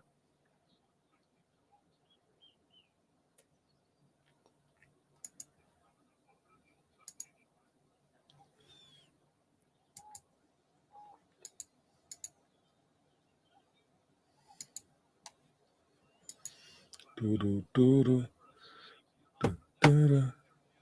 Let's go, mental. Do.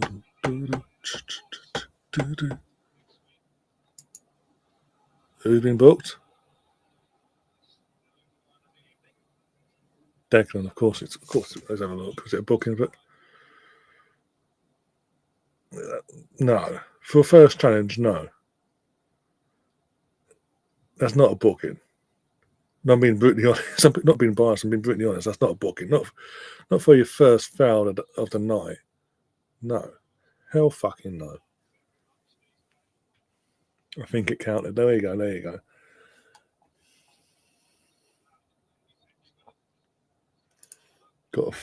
Stefan's on it now. It's got to feed fast on this shit.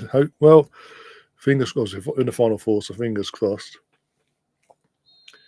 If we get past PSG and we obviously by doing that we're in the final, I think I'll have a bit more confidence about it, depending on who we got in the final. But I have more confidence on I can't because obviously it's Arsenal semi-finals. You never know.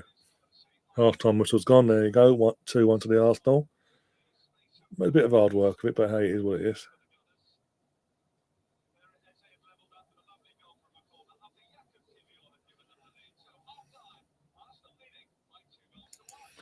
Pete says Sterling's one of the worst known players we've had in a very long time.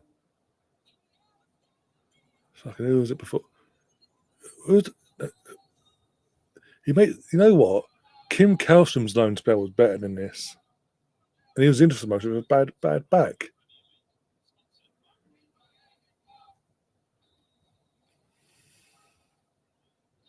And there you go, Catherine. So your bet's still in play. There you go.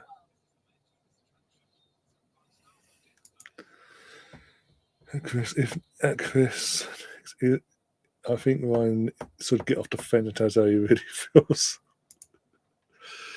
Oh dear, depends on what subject. Oh no, that's really irks me. I keep saying it, but as you can tell, at the time that really irked.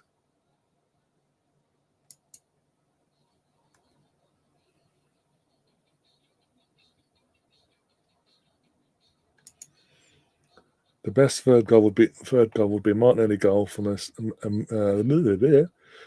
Miles Lewis getting assist. I need 5 more corners from Arsenal as well. Okay. Well, we step up the tempo in the second half a bit, maybe.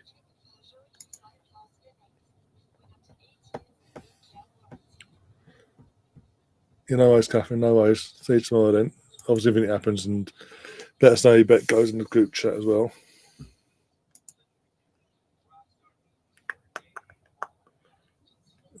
Stop sharing. Hello, gaming sister. How you doing? It's half time. I don't know. You just come in and you want to know the score. It's 2-1 Arsenal half time. Kivior scored the goal in the first 2.5 minutes from a free kick. Header. In you go. Arsenal took the foot off the gas completely and invited a load of pressure on, unnecessary pressure on. And basically, Palace then eventually did score again. Corner from them side of things. Corner whipped up, taken to Eze's on the edge of the box because no one clocked it for some whatever reason. Falls to him, takes a touch, has a shot, 1-1. Sort of been over emotions even then, and then out of nowhere, if being brutally honest, we get a goal take put in the lead from Trossard, Timber assist. Aside from that, not much to really talk about, really. Oh, here's our main attraction of the evening, Mr. Joel. What have you made of that first half? Bit of an edgy one. Bit of, I think that's to say the least. To be honest, Ryan. Yeah, I think that's probably Raya's worst first half performance we've seen since he's arrived. Since the season began, I think, to be fair. It's been a strange one. But, get them out of your system. Yeah, I'd rather it tonight than next week, put it that way. I have to say, I've been really impressed with Kivior. Yeah, I was very impressed. Good goal. The defence, that when he had his back to goal, well, or rather his back to the player, and he stuck out the trailing leg. I thought very, very, very good. No, he's been solid. I was saying after he scored and all that, giving him his props and all that, since he came in, because I was a fan back from Jos Gabriel. Oh, it's the end of the world. And went just before I was in Madrid tie. we're going to get knocked out. We're done for. Kivio's not going to save us. He's come in and he's done the job. He's done more than the job. I think he stepped up massively stepped up. You know, like Arteta said, he knows his role at the club, and when his time's come, he's taken it. And you can't ask for more. Can't ask for more from him. I think Partey's had a relatively good game. He's tried to sort of hold that midfield, hasn't he, and keep it. It's tough because Palace, all 11 are behind the ball, aren't they? You know, it's they're a tough team to break down. You can see why they've had the clean sheets, because he's actually current Golden Glove, isn't he? I think so, yeah. By one game. But you can also tell, in terms of how the game's been played, that both teams have got their eyes respectively on the next game, basically. Obviously, Palace in semi-final this weekend, and us next Tuesday against PSG. It's like neither team really wants to commit too much and risk getting injuries or suspensions. Both teams, though, still have something to play for. And I know it sounds mad. Everyone goes, "Oh, the league's done." Don't get me wrong, the league is done. We're not silly. But at the same time, we need second place, don't we? Yeah. And that's the thing. If we if we get second place, we get more money in the pot. That's how it works. Same with Palace. They've still got quite a bit to play for. You know, it's about getting places, isn't it? Yeah. If you can't necessarily get the European slots and all this sort of thing, then you fight to get to the best position you can be in. Never used to be like that, to be fair, did it, Ryan? It used to be a case of if you didn't get in Europe or any of the European slots, and let's be honest, we've got another European spot available now as well with the conference. You're welcome. That if you don't get into those, it used to be, forget it. You know, we're playing for nothing now, but that's not the case anymore. It's a case of if you finish, if you finish 10th, you know, you'll get more money than 11th. If you finish 11th, you get more money than anyone else below you. So it's tiered, isn't it, as to how they basically you get money for the next season. Yeah. So that's how you got to do it. You know, you've constantly got something to fight for, and I think that's why the Premier League's so competitive from start to finish, because you have to constantly be alert as to, you know, this could be good for us in the summer or in January or whatever. So I have to say, what a goal by Ezzy, though. That was. But the frustrating thing is that's training ground corner. Yeah, that's training ground corner. You flick that out, the guy hits it. There was no one marking. No, I watched the replay back. Like, okay, maybe I missed something here. Like, how did he get back?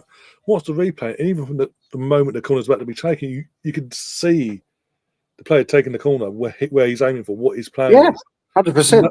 None of our defenders go, "Oh, okay, it's going." But there was two of them out there, Ryan. There was two of them sat out there, ready. Yeah, but they don't act quick enough. It's just like, "Oh, you got the ball now," and it's too late. It's just like, are you really? But how many times do we see that ball come out and we see it going rose ed? Generally, it usually is, isn't it? Usually. So, but Ezzy's very talented. He's a very talented footballer. How many times have a lot of the Arsenal fans turned around and said, "We'd love to have him at Arsenal"? Yeah, there's a lot between ourselves on here as well. And the Trossard goal, he's just having a blinder at the moment, isn't he? Well, the world checking goal, very well. Timber the assist as well. Good. Just again, out of nowhere in the sense of that the games are sort of like, it looked like it was going at 1-1 at half time and all that. Yeah, came out of nowhere, but take it. And obviously, as I say, from Trossard, giving him his due, got the ball, worked the space. As soon as he saw the opening, he had the shot. Being bottom corner, you can't ask much more than that other than top corner. But no. Nicely, again, no keepers getting down to that quick enough, basically. This is it, though, isn't it? This is it.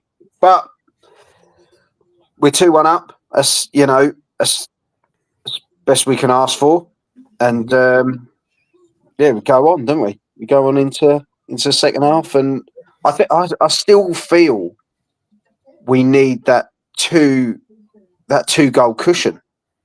I still feel 2 or 3 goal cushion. I think Palace are one of those sides where they can literally, they've caught us on the break a couple of times. Yeah. And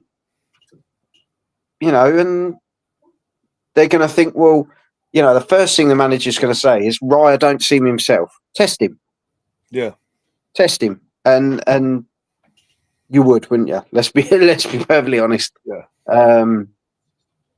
Yeah. Thank you very much, Russ. Lovely comment. You're a lovely man. Lovely Russ. Lovely Russ. There's a lot. I don't know if man love's the technical term these days, but there's a lot of love in the chat. I wouldn't like to guess anymore. There's a lot of love in the chat. The terminology changes every second, so you've got to be careful on it. Oh, mate. Yeah. Say no more. Say no more. But, and I understand. That sounds more like my channel than yours. Be careful. Well, no, not to upset the masses. Oh dear. I understand, obviously, as you said, that we know the title's done and all that. It's just, but we have some, because of the Champions League, we've got it's momentum. Just keep that momentum going, get the confidence. And it's just like certain players need to rock up their backside at half time from Mikel, including David, just to wake up a bit more, be more. But don't take the foot off the gas just because it's a league game. Because the next game is competitive. You need to be on it. Yeah. Rice has had a cracking first half, as always. I think he's so commanding. Yeah, it wasn't too far off, was it? Let's be honest. And it was a bit of a flash shot, really, wasn't it? Yeah. And I have to say, Timber's looked really good as well. But I think Timber's one of those guys where I think we'd be more shocked if he had a bad game. He just turns up, doesn't he? He's so good. When you consider that was he started last season, the ACL, and then missed pretty much all season until the last game. Yeah. And obviously this start the season, because of that, you had a few niggles here and there. But you think about all that and the mentality to have that mentality to come back and match them levels so soon afterwards. And we see other players, men's level and women's football, in recent times get ACLs. It's taken them a while to get themselves back to their normal, at least their normal levels, let alone above and beyond. Yeah. And he's, as it stands, he's doing the above and beyond in terms of his performances. But let's have a look though. No matter where you play him. If we look at how the defence was, for example, we had, if we're looking back of who that back four were, we had Tierney. We had White on the right, and then we even Saliba wasn't the number one guy at the time, So it's been a really interesting shift. We've now got Lewis Skelly on the left, who's been breakthrough this year. For me, he's Young Player of the Year. Oh, hands down, it's got to be. Regardless of what anyone says, and there'll be a hate out for him because there always is, but he's just been fantastic, and it just shows, because when you go and then play for England and score on your debut as well, it says it all. The fact that Gabriel has probably had the best season of his career so far. Saliba. And everyone was banging on about Saliba last season, that he was going to come into this and be the Rolls Royce of this season. And actually, it's been Gabriel. Yeah. So, I just spotted this going through X and all that. I didn't know, but it's been posted by Fabrizio a couple of hours ago. I didn't know till now. Arsenal in discussions with Thomas Partey's camp over a new deal. Mikel Arteta's keen on keeping him. No agreement yet, but talks are ongoing. I reckon it will be a year. It'll probably be a year. Year contract to allow. It makes sense. You can't lose Jorginho and Partey and then expect, assuming it's Supermendy just to come in and go lines alongside Declan with ease, basically. You need that transition period, basically. But I think as well, there's been Saudi sniffing round. And obviously it seems to be a sort of place where he would slot in quite nicely going over to Saudi, with his faith as well and that sort of thing. That's what he looked at Saudi before, didn't he? Because he felt it'd be more sort of home for him in the future. So yeah, like you say, you've got to keep one of them. If you're not going to keep Partey, you keep Jorginho, even if it's for a rolling year. That's what you need to do. You need to have one of those experienced guys in there. For me, although we've been down this path before, as you know, Ryan, we have to be careful because Partey's injuries do creep in. We've had this before. Yeah, we'll settle with Partey. He's had a good start. Bang, injury. We're back to square one again. Yeah. That we can't afford to be in that position. No. But at least if you put Partey on that year or Jorginho on that year, you know that for a fact that you can afford to do that. If you've got Zubimendi there, Rice there, you could also play Lewis Skelly there because you'd have the likes of Calafiori. You could put Timber on the left and bring White on the right if you really need to. By that time, Tomiyasu will be fit again. He's a player I really miss. I really value Tomiyasu. He can play him across the back line. Oh, just incredible. But then I think Calafiori could do you a job across the entire back line. Yeah. Timber could do you across the whole back line. Kivior could even do you a job. Really? And this is the beauty of what Arteta does. He buys utility men. People that can play multiple positions. You've got Lewis Skelly who can play left. He'll play right. He'll play in midfield. That's how it is. But it's exciting. I think like Liam said before, we've talked about a process. We've talked about stuff. And each year, and I know people are going to say, oh, but you should have won it last year. Oh, you should have won it this year. But we are still lacking that striker. And we're still competing. Yeah, and when you can, again, with all that, then you take in consideration we didn't have Saka for 4 months. 1 second. We didn't have Saka for 4 months. Odegaard for 2.5 months at one point. We've had key injuries. Gabriel, we've lost at the worst time. Jesus, Havertz, Calafiori. We've lost all these players, yet we're still second, and in a semi-final of a Champions League. Yeah, it's unbelievable, really. That in itself, all these rivals digging at us, but as I say, we are semi-finalists of the Champions League, and and second at the very least. Obviously, we ain't going to push for it in terms of title, but we're second. That should be scaring the rivals, really. But let's be perfectly honest, Bo. Let's look at the people that are taking digs. Oh, hang on a sec. It's a good opportunity there. Good whipping. Sterling, for me, it just seems like his confidence is totally gone. Yeah. Totally gone. He won't even take the man on anymore. When he goes in for a challenge, he seems to just collapse. He's sadly not going to stay on, is he? He's going to go back to Chelsea, and it wouldn't surprise me if he then gets shipped on somewhere else. So that's the thing, But we'll see. I'm excited for what's, for the summer. Well, I've seen something the last few weeks. Look, Sterling here, another opportunity. We go. See, that's what I'm talking about. He gets so far, doesn't he? He'll get to a point in his handbrakes and he goes, "Oh fuck, no, pass it back." Yeah, but the problem is, then he's got 3 guys around him. He's got nowhere to go but back. Where at least with Martinelli, he'll run. He's got that speed to have a run, have a go. Make things difficult. Got a free kick. 1 sec.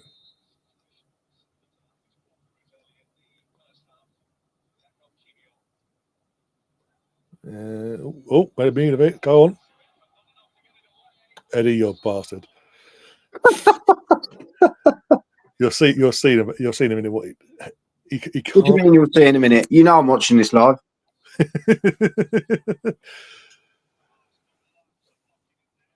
Can't come out with statements like that. No. as I was saying, in terms of our win, I've been saying for the last few weeks, look, we get a striker in. Our main get if it's Gorkales, Osterman, whoever it may be. It looks like it'll be Gorkales, but get the striker in. To be fair, I think Gorkres is the fit. I think he's the perfect fit, really, because he's not one type of striker. He's not like ball to feet and scores goals with feet. He'll score in a tapping merchant. He'll score headers. The other day he scored a hat trick the other night. One of them was his free kick from like 30 odd yards out on Monday, I think it was. And do you know what the thing is? He's got variety to him. Although it's not that he's selfish. It's the fact that he's a winner. It's hunger. Yeah, 100%. But there's a real, I don't know. It's just something about him, isn't there? Yeah. It's just something about him, and where. Don't get me wrong, Martinez would be an absolute cracker as well, wouldn't he? Lataro. Yeah, from Inter, yeah. He'd be a cracker. Cost you a hell of a lot more money, but he'd be a real cracking player. But I just think Gokares has got it at the moment. He seems a bit more. They're ready, basically. Like he's desperate. He's desperate for it, isn't he? He's desperate for it. Yeah. And that's what you want. And like I said, he's a natural number. You go and get him. Zupermendy in midfield, as we've mentioned already. Go and get your left winger as well. I thought you said wing mirror. And then go and get your left wing mirror. You got your right one. Address them 3 areas, and then after that, do a bit more business, but be squad fillers.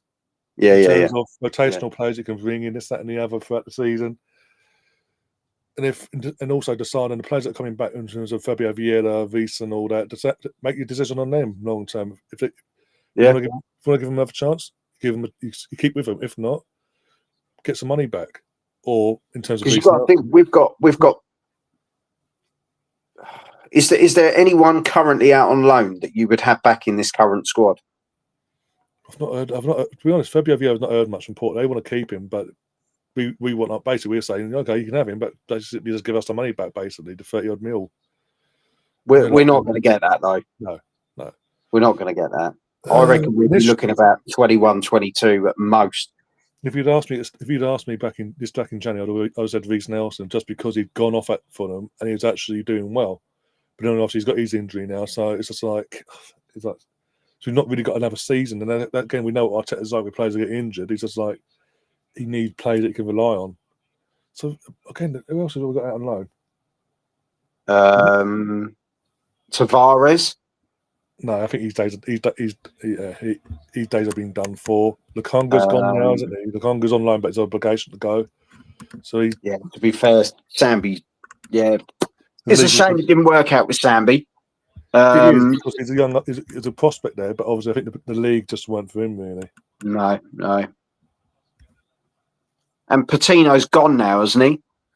I think so. Or is he on loan with have a look. Obligation? It's one of those, isn't it? I'm not sure.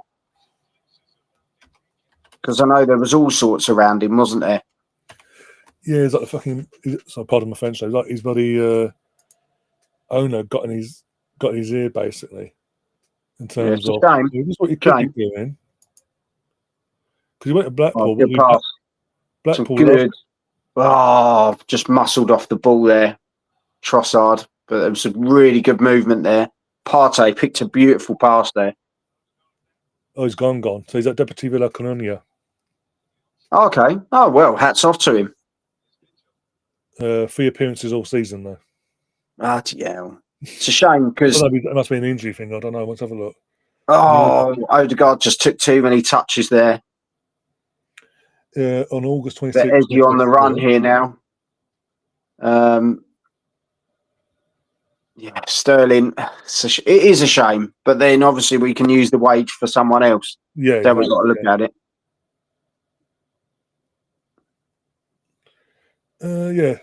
He signed for Deportivo La Coruña 26th of August last year on a 4-year deal.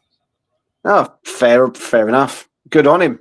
I do hope it works out for him. I genuinely do, because nice kid, and he was in high regard at Arsenal. Yeah, because he went up. That's like a couple of years ago. He went on loan to Blackpool. Fans loved him over there, and they wanted Yeah, him to stay. We want you to he stay. did really well, didn't he, at Blackpool? Yeah, and then we gave him another, because of his age. We gave him another loan to Championship at Swansea because of their playing style. He Now was they play hated, wasn't he? 33 appearances, 3 goals. So overall, yeah, Championship wise, he's got a fair chunk of the games, but most of them doesn't look like. I don't know if they'll start. It's probably like subs here and there. Yeah. But Sad though, because he was going to be the next youth player that was going to come through and hit the team, wasn't it? Crack it, yeah. But it's like he came up from Swansea, and he's like his agent got in his head and thinking, he came back like the mentality of, well, I've done this at the Championship in terms of these loan spells. I believe I'm ready and ready to go. I deserve to be in the starting 11 with no pre-season behind him. He was demanding it. It's like, you can't do that, in general. But we know though that wasn't him. That wasn't him. It was his agent. Because he wasn't like that at all, was he? No, You know? we see this before. What the Sunderland Till I Die, and what the season, season 2 of it. They had a player similar, young lad, come from the academy, doing well with them, and the agent wanted more money, looking after himself basically. That's what the agents do now; they look after themselves. And players like Charlie and other players get screwed over. Sorry, just in the chat, Ryan. Is it Stefan? Stefan, yeah. Yeah. Is it me? But I always thought Sterling was overrated. I wouldn't say he was particularly overrated. I think he's just almost Father Time's caught up with him too quick. You know, I rated him. I thought he was a really good player. But I preferred to have had him 10 years ago. Yeah. You know, because you know, you can't knock a person that's kind of gone from Liverpool to Man City to Chelsea to Arsenal. You've got 4 of the biggest clubs in the Prem there. Yeah. You know, so his resume speaks for itself. Man City, he kind of got dumped on in the end, didn't he? Yeah. Which wasn't anything of his fault, because even, you know, he'd almost played himself into form, got taken out of the team, and then when he got the opportunity to play himself back into form, they then sold him. So it seems a bit of an odd one at Man City. Liverpool, I thought he was exceptional. Yeah. I just think when he left City, when he ended up at Chelsea, I think that's just the wrong club, wrong time. He's like, but the whole Chelsea team was bad, wasn't it? Yeah, you know, he was used as a scapegoat once again. Yeah. This is what I mean in terms of wrong club, wrong time. Yes, he was surplus to comms at City, but he sort of took his time. It's like, oh, you don't want me, then I have to go to this one then to prove a point. Yeah, and obviously, and didn't. Well, yeah, and obviously then Enzo's coming and told him to basically pee off, basically being PC about it, told him to pee off, and he's had to be. But and any younger, if he was like 3 or 4 years younger, he would have used that as a push for him to prove a point this season with us. But he's a company. He's done what he's done in his career. The hunger's, with all due respect to him, as you say, age has caught up with him, and the hunger isn't going to be there like it is in your Timbers, your Miles Lewis, Skellies, your Wanyieris, because they haven't achieved what he's achieved. With all due respect, and the fear factor's creeped in, isn't it? This is the thing. The fear factor's creeped in because he almost feels he's got to push himself to get himself back because he's been shoved in the shadows. Because he's the experienced man as well. Because he has, as I say, oh my god, because he has won it all. He has brought in for that experience this season. The pressure there as well. I don't think he's been able to cope with it. But they said at the start of this that he's had 6 starts, Ryan. That says it all. 6 starts since he's been at us.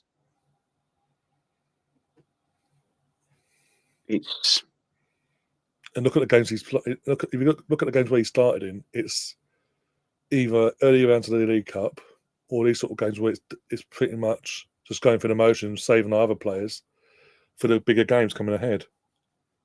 To be fair, that was a great save by Raya. Because that Palace player was just creeping in behind. Yeah.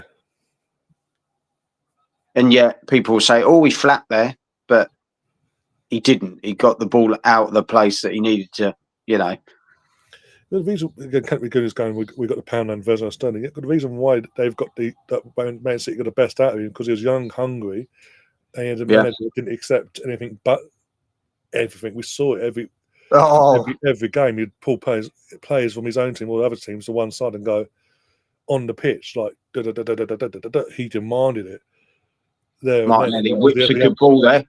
Oh, Sterling, you've got to get your foot on that. And as a young hungry, Sterling going off here.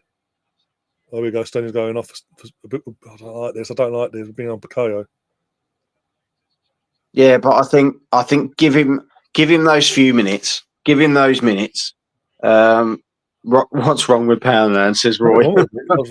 Nothing wrong with Poundland, mate. But I am a bit disappointed with them because now they're selling stuff for £5, £4, and £3, which kind of takes it away from Poundland. Yeah, and £10. There's a few £10 items in there as well. If you want to do that, make a £5 shop. Do you know what I mean? Let's not beat around it. Let's not. You know, I struggle with counting pounds coins anyway. Let's not make it more difficult for me. But at the same time, I've never got cash anyway, Ryan, as you well know. I'm a plastic guy. Oh, let's be honest. Most people don't. Good corner, it. Don't go by that tapping bloody monarchy. Cash is king. That's all I'm going to say.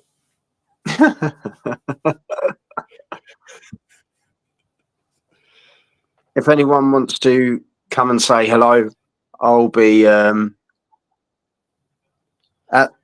the pub next Tuesday night. Tuesday night at the Coronet. And good luck. Yeah, good luck introducing Liam to Charlie. Charlie knows who Liam is. Don't worry. It's Rachel that's going to be in for it. As I was going to say, I'll try if I can get someone to jump on here, do the hosting duties on here. I'll try and get down for that as well. Yeah, no, it'd be good, mate. It'd be good, and we'll try and do another one before the end of the season, anyway. Yeah. So, but yeah, if anyone's up for a catch up, over the summer period, me and Ryan are going to be in London at some point. So give us a shout. We'll have a catch up with you. I'm still here, Russ. I'm still here. Don't worry, babe. We've got in the chat. What's that? The comment before Russ came along. I'd rather lose my wealth than see Arsenal win the Premier Champions League. Well, to be honest, mate. Hopefully, to be honest, mate. Just nick my wallet. You'll have no wealth at all. Just get some moths. A family of moths. They're taking Eze off. Palace are taking Eze off, I think. Yeah, I don't really understand that. You've taken probably your biggest goal threat off. But you know, maybe they're going to be thinking of the semi-final as well. Let's be honest. Yeah, it's got a point. Semi-finals, isn't it? Saying that, Sarr's not a bad player, and Hughes is pretty handy, isn't he? They've got a good little squad, to be fair. Crystal Palace. They've got a good squad, is it? And that's what pisses, as a neutral, it pisses me off in one sense. Even Adam Warburton's gone off as well. Warhorn, sorry. Water, look at words that. SARS come on, though.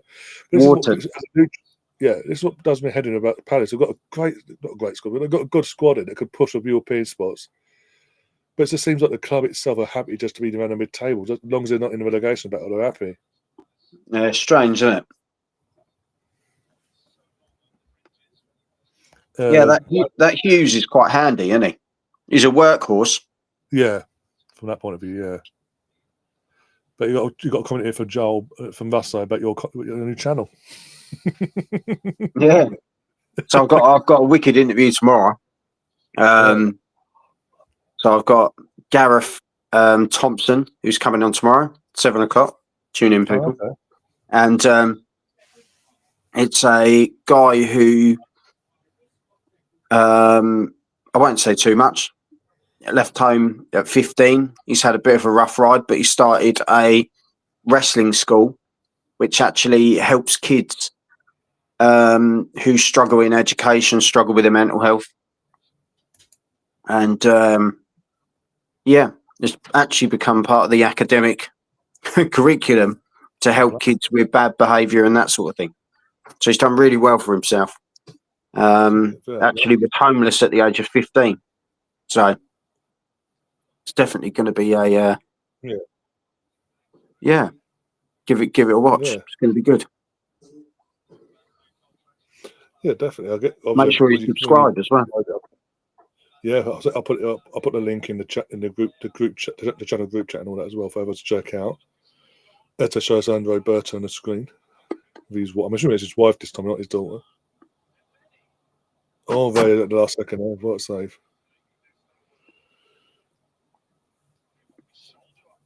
Right, is that his daughter beside him? I think it's his wife this time, but the other day, I think it was last week. He's got the same eyes as him. Well, I don't know. That was a bad header. That was a big chance there for Palace. That was a big chance there. I think came off his shoulder, didn't it? Yeah, I think it did, but it was looping in, wasn't it? And they had to push it over the corner. The resulting corner ended another save from Mayo as well. See, that's Saar getting involved quite quickly there. Yep. Get in the face of bloody what's name. Good save there by Raya. I don't know if this is an insult or a compliment, by the way, but apparently she thought you was Russ. Who, me? Yeah. Then Russ comes back and says that. And her response was, "Risky, by the way. You all look the same." I don't think I've aged, have I, that much? I don't think you have, but apparently, according to Rosie.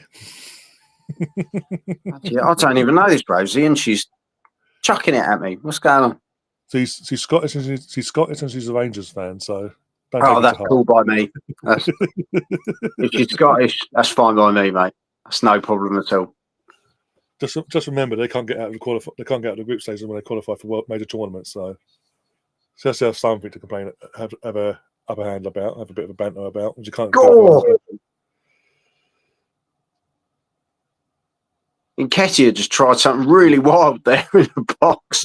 Landed like a sack of spuds, didn't he? Yeah, never tried it for Arsenal. He really took off Saliba's head.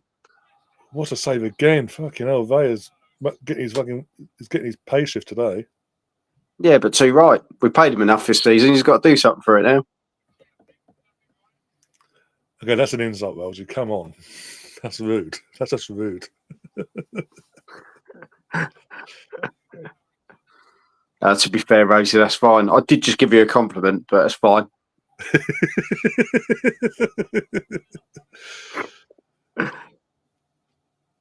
Oh dear. She should be thankful fucking Liam's away in Vegas this week. I'll tell you, Liam wouldn't like it if you were insulting me. Liam wouldn't have it. No, he really wouldn't. And she knows it. We're like the three amigos. Me, Ryan, and Liam. When we had a picture, I felt like, bloody hell, I felt the tiniest person on the planet. Looking at the photo, I look like the tallest person on the planet. Yeah. It weren't hard between me and Liam, was it? It was like Gargamel and the two Smurfs.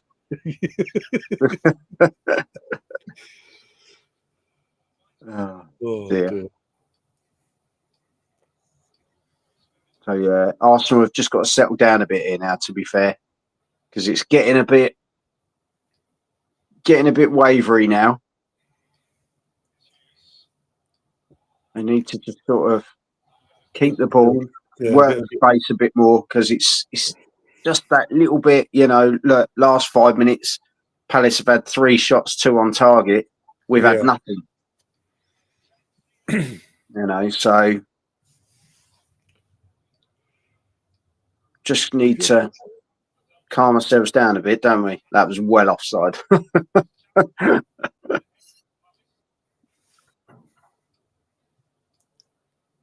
could be worse. It could be worse. You could be a Celtic fan and you're in trouble. Yeah. Count your blessings. That's all I'm saying. Yeah, I wouldn't do that to her. Actually, could be worse. You could be a Tottenham fan. 18 defeats in a season, like the good old days.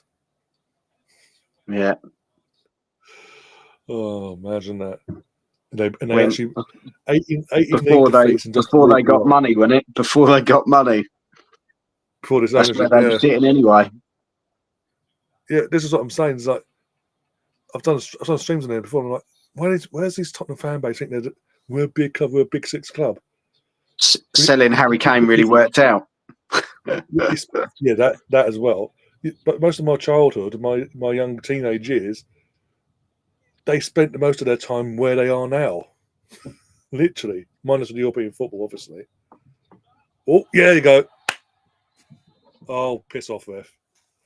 He's got to be checked now because it's been in there. So let's see what happens.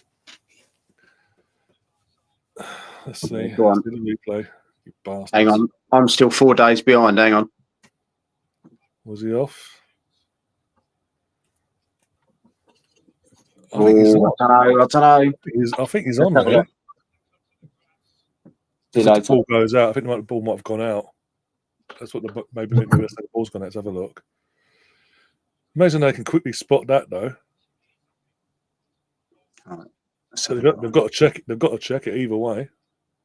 Rules are the rules. Oh, he looked on from that angle. He's on, but now it's a ball itself. It's a ball in play. The whole of the ball. Oh, I see. But if the curvature of the ball is hanging on the line still, it's technically in play still. God, he's sounding very technical, Ryan. I'm going by last season when Newcastle and all that palaver. When they went, that ball. That was actually out, though. I know. They admit, fucking, was it Willock admitted to it afterwards? In the aftermath. Stefan says it all there. They are literally. They are literally now. Yeah, they are checking. What was it? Last few games of Tottenham have been taking like 5-6 minutes to check goals against them for crying out loud. It was what was it? The last game, it was 6 minutes, wasn't it? 6 minutes for one of the goals. Yeah, literally, just over and over. Like, at this point, you might as well just give the goal at this point. Set them over and then go to goal. For me, Ryan, if it takes this long, then it's clearly not an obvious mistake, basically. Yeah. Therefore, it should stand.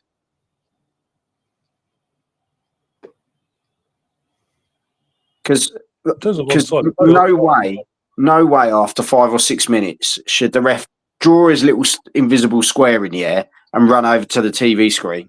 He shouldn't be doing that after 5 or 6 minutes, Ryan. Yeah, I know. And they're guaranteed that's what they're going to do. They're going to send him over in a minute. I guarantee it. But why? This is the whole idea as to why they're there. That's not helpful. It's to avoid all that. In a way. That's not helpful whatsoever. That's not helpful. That's the worst angle. We've got an entire net, so you cannot tell that whole ball. This wouldn't happen in Scotland. No, they just go, Celtic, give it a goal then. Not 1 sec. All right, does look out. And then no goal. They've decided. To be fair, when you do look on that angle, it is out. It is out. But then it depends what angle they draw the line on the screen, because usually when they draw the line, it's bloody diagonal anyway. Well, you'd also think as well. Why is it taking that long though? That's obvious. But why not show? Why have they gone from showing us all the angles to look at to let's just show us the final angle basically, and that's it. And then that was the whole thing. Especially if it takes that long, just show us all the angles you've looked at. Because surely there's got to be a better angle than looking through a net. Yeah, the other side, surely. Yeah, you'd think. The common sense there. It'll come out afterwards. Surprised we didn't get the camera down the road on Holloway Road. Yeah. Get the camera there by the train station. That might show you a better angle. Oh, Bloody dear. hell. Terrible. You'd think they'd be getting it right by now. It's getting worse. Yeah. And how many years have we had this system in place? Oh, I don't know, too long, mate. Well, it's not. Again, it's not for me. It's not. Oh, here comes my text get ready to come on. I have to say, I do like Tyrick Mitchell. I think he's a good player. He's a cracking little player for the future as well. I think, he's a very, very good fullback. Yeah, for me, in terms of the VAR, it's not the tech that's the problem. It's the people handling the tech that's the problem. They don't know what they're doing. Of. Here comes Mateta Man. I call him that because he's got a mask on. I can't think of a very clever superhero name.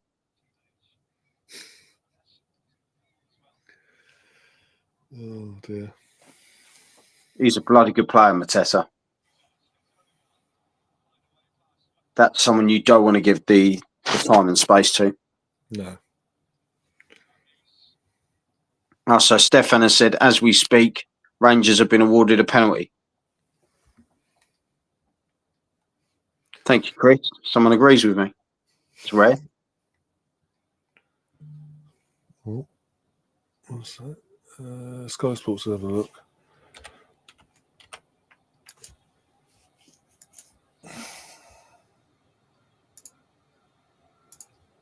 I thought VAR would improve things, but they got to have some kind of time limit on decision. Yeah, that'd be a good shout, Stefan. To be fair, put a time limit on it. You know, got to have a decision within 3 minutes.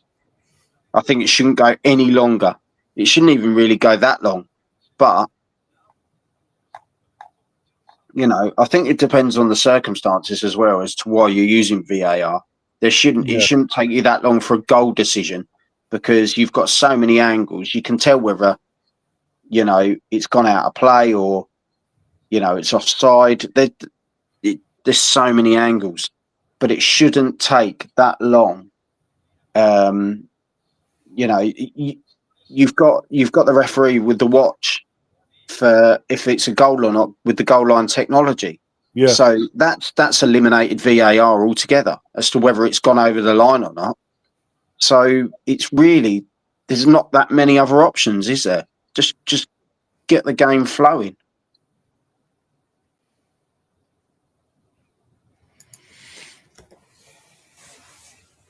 They like looping the balls over the top, don't they, Crystal Palace? Yeah, because they get to that byline and really loop the ball up into the air, don't they?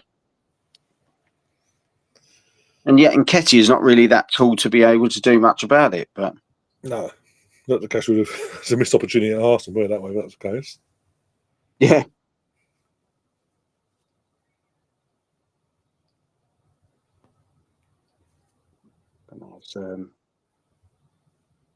Arsenal seem to have a bit more of a foot on the ball now. I mean, I'm seeing them getting I still think another goal would really help. Yeah, let's kill it off and let's go for the motion for the last few minutes of the game, basically. Yeah, I'm seeing quite a few people on that Twitter, X, whatever, giving Odegaard a lot of grief at the moment. But it's because he's having to come back. He's having to defend. You can't expect the guy the next minute to be up the top of the field. No. Well, everyone admits it's a dead rubber in terms of it's not going to stop Liverpool winning the title no matter what happens in this game. What do they expect to be turning it on and go overboard in this game? And then when it comes to next week, doing this next week, I'd rather him turn up next week. And no offence, don't get into a position where you're going to get injured. He's taking his time. He's doing what he needs to do. You have those games. You know, you just can't win. You can't win. You can't please people. You know, Odegaard could score a hat-trick and people would say, why didn't he score 4? Do you know what I mean? You get those sort of people, don't you? Yeah. So you're never going to... everyone complained, but he's got an assist tonight, first goal. Yeah, He's exactly. an involvement in the game.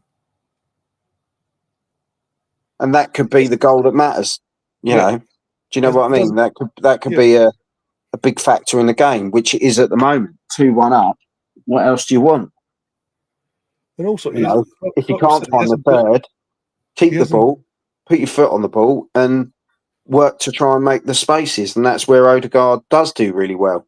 He does pick those passes. He can just do it out of anything. Yeah, and also, like we said before, he hasn't got that number out and out number 9 ahead of him. Because all he's doing pretty much is putting out to Saka, out to Saka. He needs other strings to the bow, and if we haven't got them strings that he can do what he needs to do, he'll get marked at obviously he'll get marked today, and he gets less and less to do. Because to be fair, he used to pick the pass with Havertz beautifully. Yeah, exactly. You know, there's talk that Havertz could be having a game by the end of the season. Oh, what a interesting! I didn't want to show you one. Saka was scored, but no, that's all that last week I was saying about that. Like, imagine I was saying when I heard about this. I said this today. Imagine we get to the final, and obviously it's in Munich, and that's the game he comes back in. Like his foot.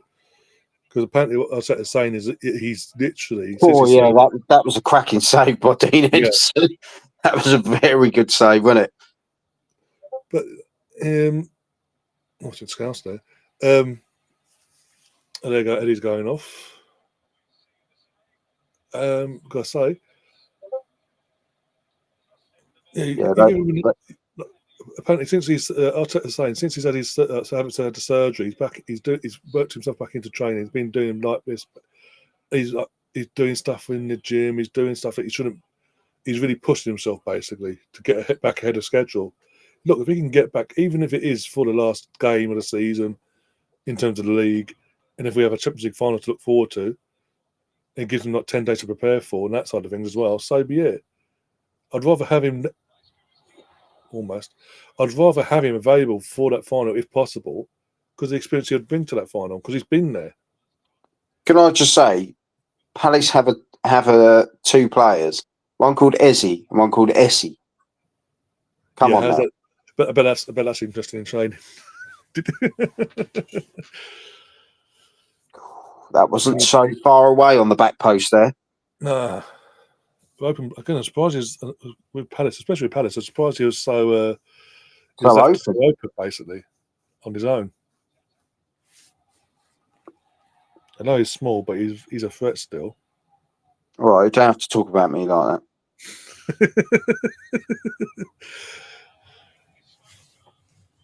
I don't know how to come back on that one, but yeah, be careful. As I say, I don't want to be cancelled, so. I was going to say my wife's happy. That's the main thing. Oh dear. Oh, that shot was terrible.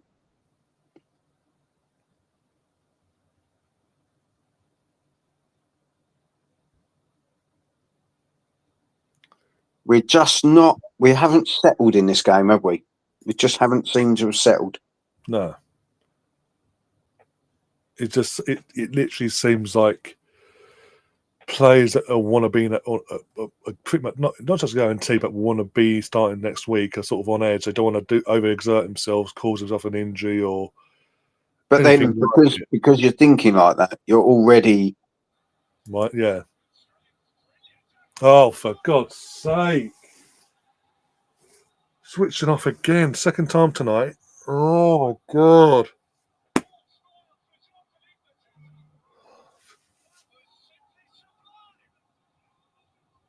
Why are we? Yeah. You see this again because I did miss it.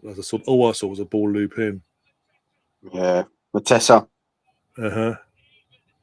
Thing is, though, Saliba's done this a couple of times.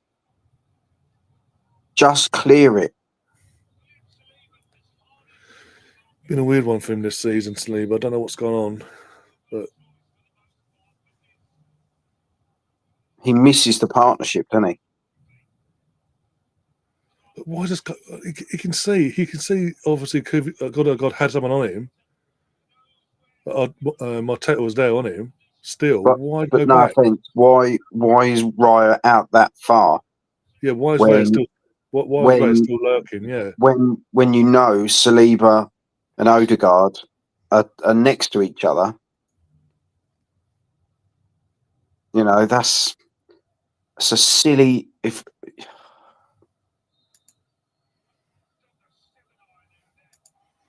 because like I now said, we've put ourselves in a position again, and I know everyone says about the Premier League, but you you going back to what I was saying earlier, we're still not second. no. We've got to put that to bed.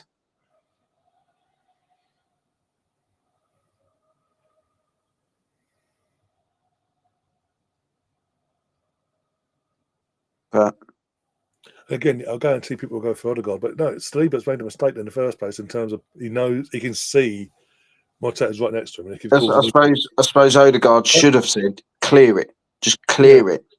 maybe. But But then also, in Saliba's mind, he should be just doing that anyway. You shouldn't yeah, be having to be told to do that. You know, that's the difference. yeah. He's Because if you need another player to tell you what to do, then, you but know, like we said, like we both said in the replays, like why is Raya still lurking on the edge of our yeah. box where he passed the ball to Saliba in the first place? Why has he not got himself back into position in goal? If Thing that was is, if Aaron Ramsdale was sitting in goal and he did that, everyone on that bloody platform would digging him out right now. yeah, 100%.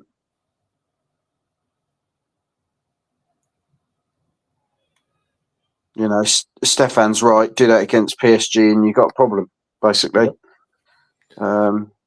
Could have found that one out the hard way as well.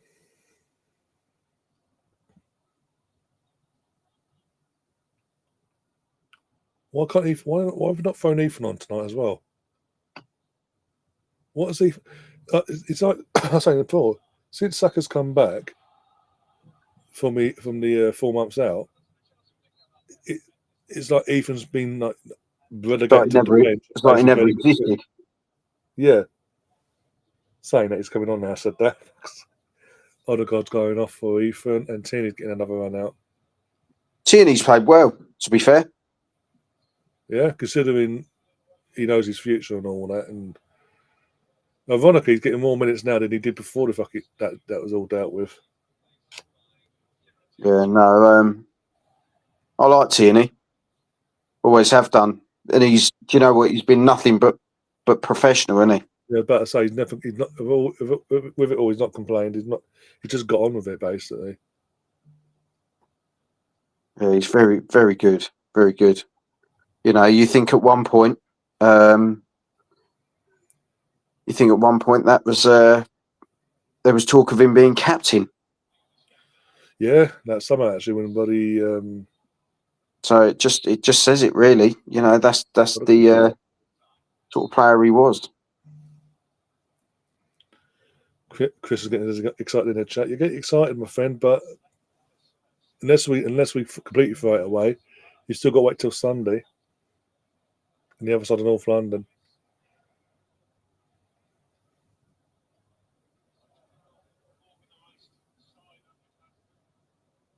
Yeah, it's one of those. I think we just. It's just I going for think we, emotions. It's just going for emotions with the lads. It seems in terms of the ones that, as I say, the ones that are guaranteed starts or the chance of us starting against PSG is sort of holding back tonight. And Raya's had a few. He's had good moments, but he's had a few questionable moments as well. We're being honest. yeah, it's been a very even keel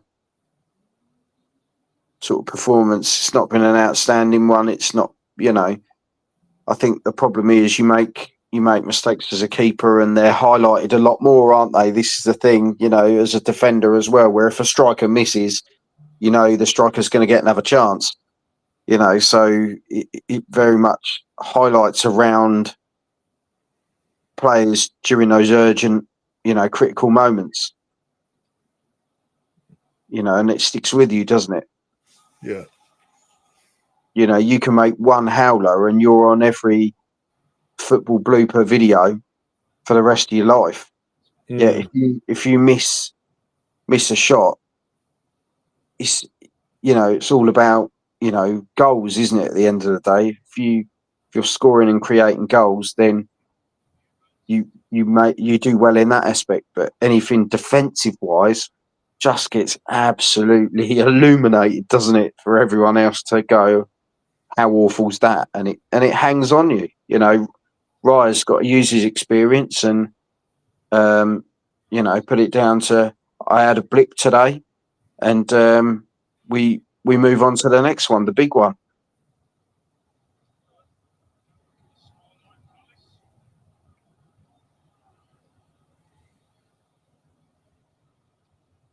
But our passing just seems a little bit off today. We're just a bit short with the passes, aren't we? Yeah. We're not sort of passing with intent.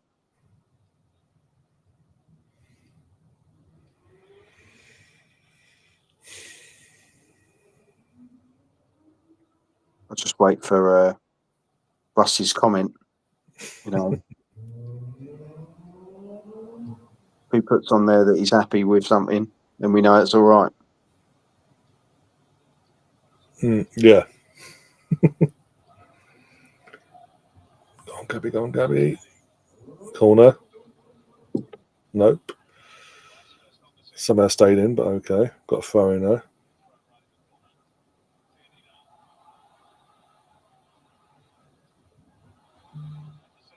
Oh, okay. 8 minutes of injury time, by the way. Just come up with my. Yeah, how did that ball stay in? It literally bobbled on the line and bounced back. That's what I'm saying. Oh, corner here. No. He's always a phone. Well, I think take advantage of these 8 minutes. Yeah, exactly. These are our 8 minutes, really. Because I think Palace will think, great, we've got a point here, fantastic.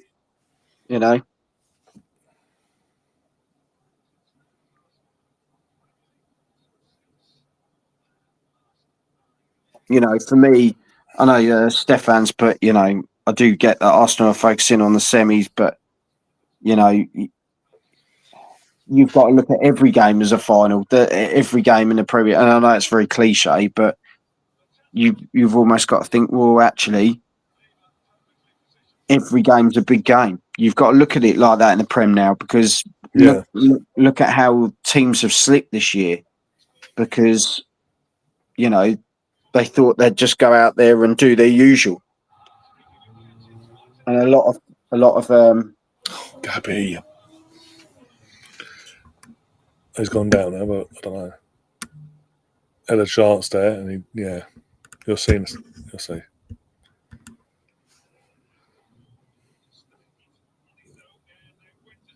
thing is, Mateta's got such a physical presence, hasn't he? Yeah, and that's what's again since Palace manager's turned up this time last year. He's got the best out of him because he's built the team around him basically. And no coincidence with doing that. He's got the best out of him. That was terrible. I would have tried to whip that across the box, even if you get a deflection or anything.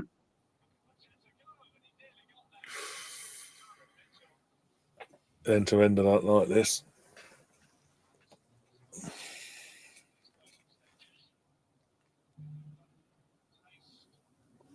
Need to wake up a little bit here. Like I say, this is the problem, though, Ryan. You're getting that 2-1 situation. It's not a great position to be in. No, we needed that. To be fair, we needed that goal to count, make it 3-1, and it would have been. We wouldn't be in this situation. I don't think the game would have just gone awry. Basically, it is what it is, and we've got to find a way now.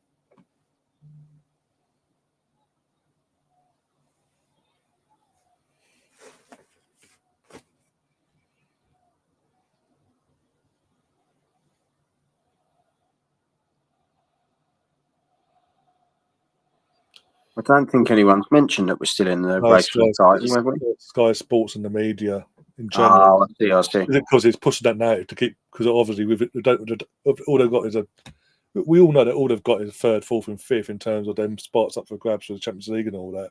Other than that, relegation we know is done. The title's been done for a couple of months, so we know that who's going to win the title and all that. But they need to justify the pricing for their service, don't they? And get the viewership in and all that. If the viewership numbers go down because they're not promoting a charter race, then No, this is it. the interest isn't there from a neutral point of view. Russ says at least we don't have to give Liverpool the God of Honour. Hope not. That'd be Chelsea's job before us. Thank God. I can swivel on it.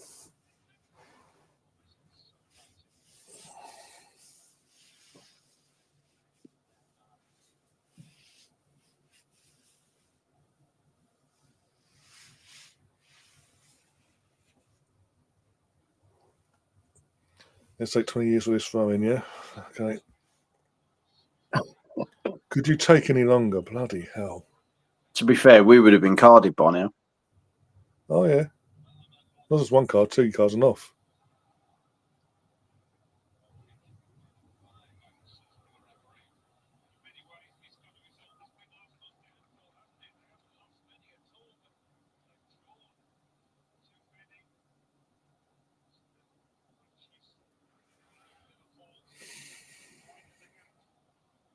I think he ran a further distance to throw that than the distance the ball actually went after he's thrown it.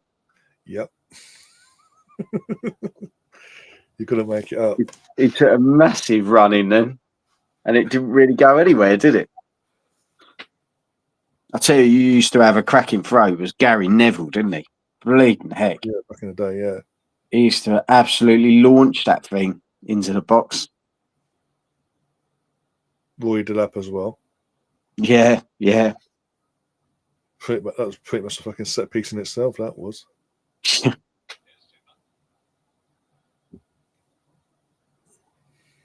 remember when they came up, Stoke, and that was the main talking point for a good couple of seasons, and no one seemed to want to fucking address it from an opposition point of view. No, because no one wanted to risk penalties or anything, did they? Oh, Russ.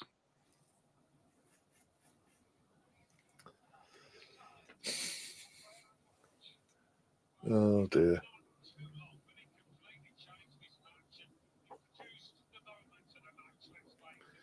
You say that, YouTube says, but we also won the title there twice before they redeveloped it, and half that stadium has witnessed that history.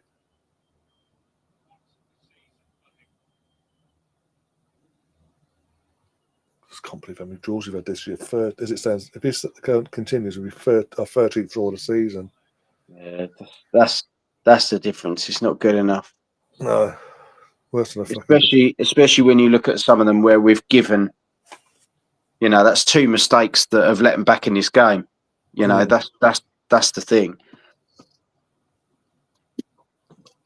Well, not necessarily 2 mistakes, because the first goal, you know, it went in. It was, you know, something they'd obviously worked on, and it was a well drilled thing. But it is what it is, isn't it?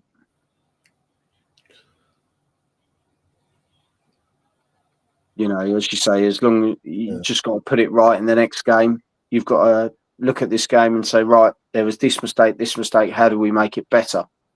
And we seem to bounce back well from stuff like that. You know, we do seem to learn game to game, don't we? But you just can't. You just can't let this happen against bigger teams, bigger opposition. And don't get me wrong, Palace would, if you'd have offered them a draw at the start of this, they would have taken it happily. You know, away from home, they'll take that draw, won't they? So yeah. Oh, chest.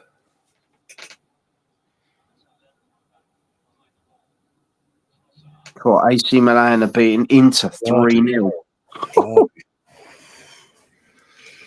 You Well, wouldn't have thought that.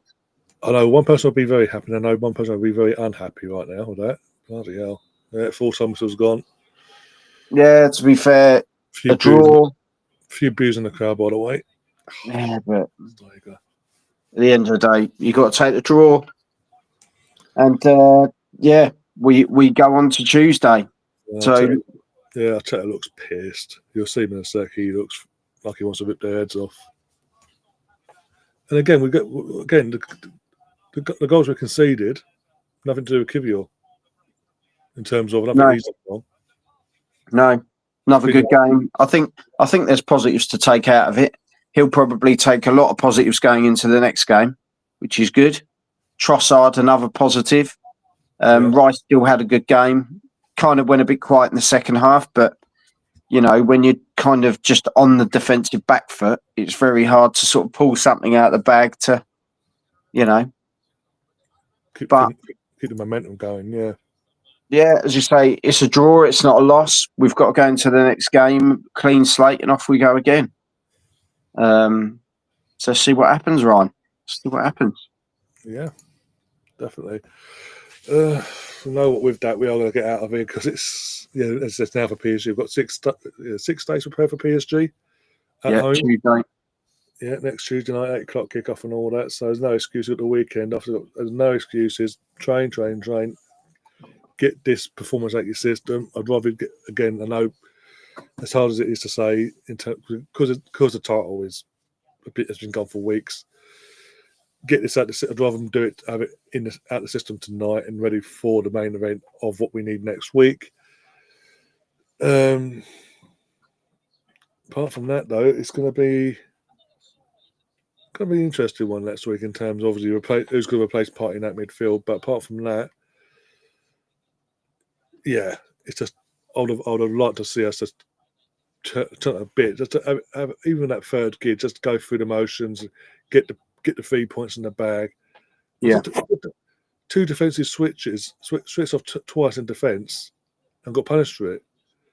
And the second one, I mean, as I say, for me, Odegaard will get flack because he got dispossessed, but he got put in that situation by unnecessarily getting past Batchin because Raya doesn't run back to his goal after the initial pass. He just stands there where he was when he first made the pass. Yeah. And Saliba doesn't take control of the situation. And no pressure on him. All he do is just even in that instance, just to take the pressure off, hoof up the pitch. He doesn't even do that. And, I think if you're that close, I think you know, if the players are that close, they've got support of each other. There are other players out to the side that could have done, if not just clear it.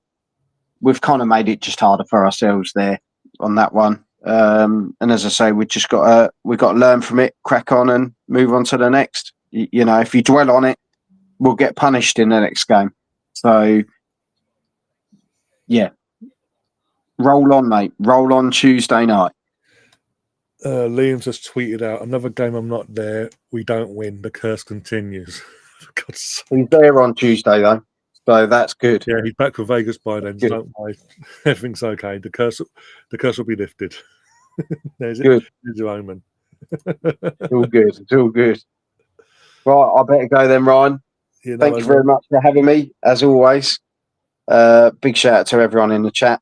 Yeah. And if you can head over to my channel, hit the subscribe button and check out the interview tomorrow at 7. Should be a good one. Yeah, no worries. Well, we go. Let's hope we've got our mistakes out. If we play like this against PSG, we'll get destroyed. 2 way for goals conceded. Yeah, exactly. It is what it is. As I say, get out of our system. That's the hope. Because the intensity, the thing is, from both teams, the intensity wasn't there. Both focused on their respective big semi-finals ahead of them. It didn't feel like a London derby, let's be honest. And it's just, it's frustrating from our point of view because obviously we want to make Liverpool sweat that bit more. But hey, it is what it is. We move on. We dust ourselves down. Obviously, got the weekend off from the men's point of view. Obviously next on Sunday. We've got the Champions League semi-final second leg for the women. Come on, girl. Hopefully we've got more.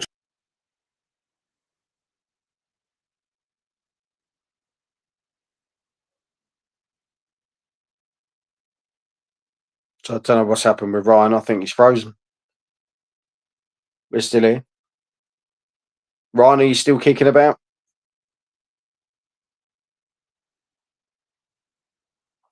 So I think he was saying the women have got their second leg of the Champions League against Lyon. So good luck to the girls this weekend. So big shout out to everyone in the chat, for everyone coming along, for all your comments. We need Liam back as soon as possible. That's the main thing. And yeah, we will catch you all soon. Thank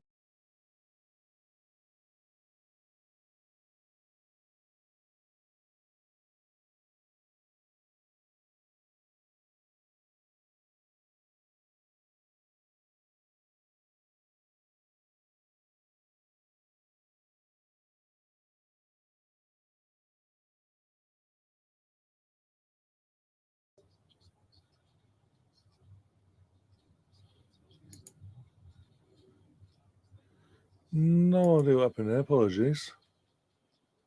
It all sort of sounds okay. One sec before we go out. Yeah, no idea what happened there. Literally, my entire monitor screen just went, fuck off.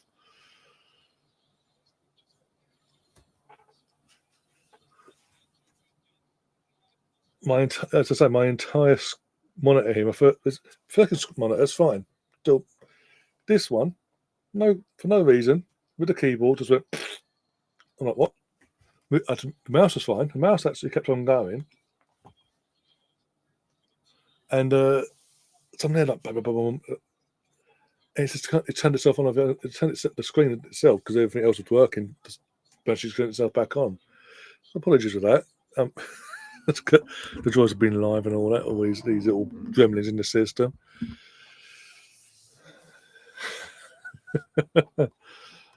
Oh, 18 points. That's it. That's not ideal, is it? And if we're going to be a fucking team challenging for the title, yeah. Obviously, full focus on Tuesday. Got to make it count on Tuesday.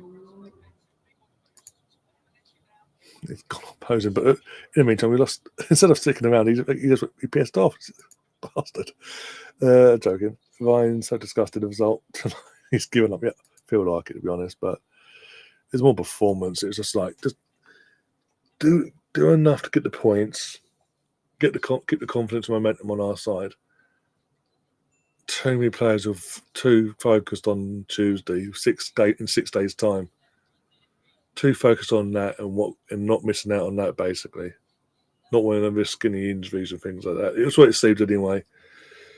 And Saliba, again, and that was, as I say, this season's been a weird one for him. He's made a few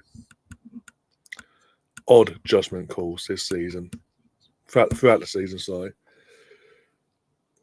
And yeah, here's what it is. I wouldn't even take it to the weekend, dear. Talking of weekends, are you going to bother supporting your girls on Saturday against Barcelona, or have you given up the ghost on that? As I said, I bet you're happy I didn't do the watch along for that, my friend, on Sunday in the end. 4-1. The great mighty Chelsea get torn apart literally by Barca. And the bang average Arsenal still have a chance to turn things around. More of a chance as well than Chelsea. And more of a chance to get ourselves into a final than you. Little victories. Arsenal can never behave yourself. Behave yourself, Gavway. But again, how's your team doing? Are you going to get that Conference League spot for next season? At this rate. Or are you going to draw that one out as well? And actually not bother. And actually, we don't win the Conference League, we're not having Europe at all. Because you're running, my friend, all my days. I actually wouldn't be surprised if you finish outside the European spots in the league and then somehow do a Spurs and bottled Europe Conference League. I would not be surprised. So don't come at me yet. Keep your powder very much dry, my friend. But it was that was a long, frustrating watch. It's back to back for players, and certain players really disappointed me tonight.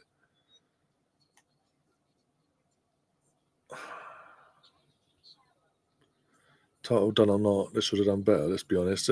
Still, that second. All you do is get the 3 points, and pretty much, then with 4 games to go, you're sealing up second spot. The fact it's still in question is questionable in itself, no matter what you think. But we dust ourselves out again, like we've been saying in the chat as well. Just hope we've got the gremlins out of our system tonight ahead of next Tuesday. I'd rather them have the gremlins in the system tonight than than have them in the system and come Tuesday and then get really over basically.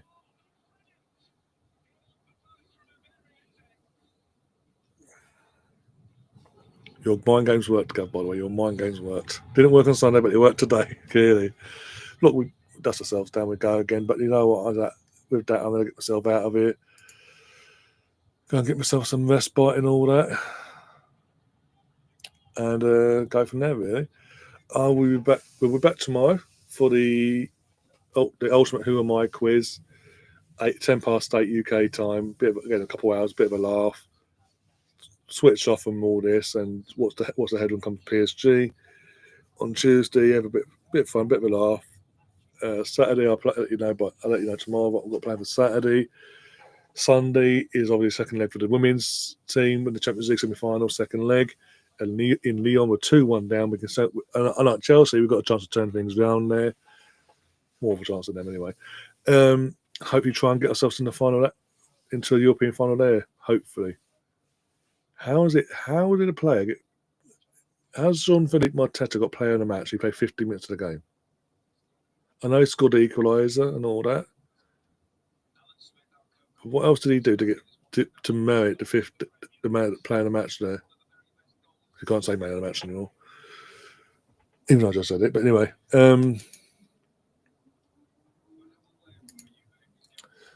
Well, I sort of have to being our host. I'm the host. I sort of had no choice but to stay awake. If I'd been watching, if I hadn't done a live stream, if I wasn't doing a live stream for this, I think I would have passed out at some point in that second half. But yeah, I'm gonna get myself out of here. And if you haven't already, but obviously smash the like button. Subscribe if you haven't already as well. Become a member. Press the join button. You've got your 2 options there as well. It's a month by month basis scenario there. And also, if you want to be massively helpful, and grab a link to the channel or the stream and share that link around on all your social media platforms, friends, family, etc., group chats. That'd be massively appreciated. And hope we build this community even faster and quicker than we normally would. But until then, until tomorrow, see you soon. As always, take care of yourselves and up the Arsenal. Come on, you Gunners.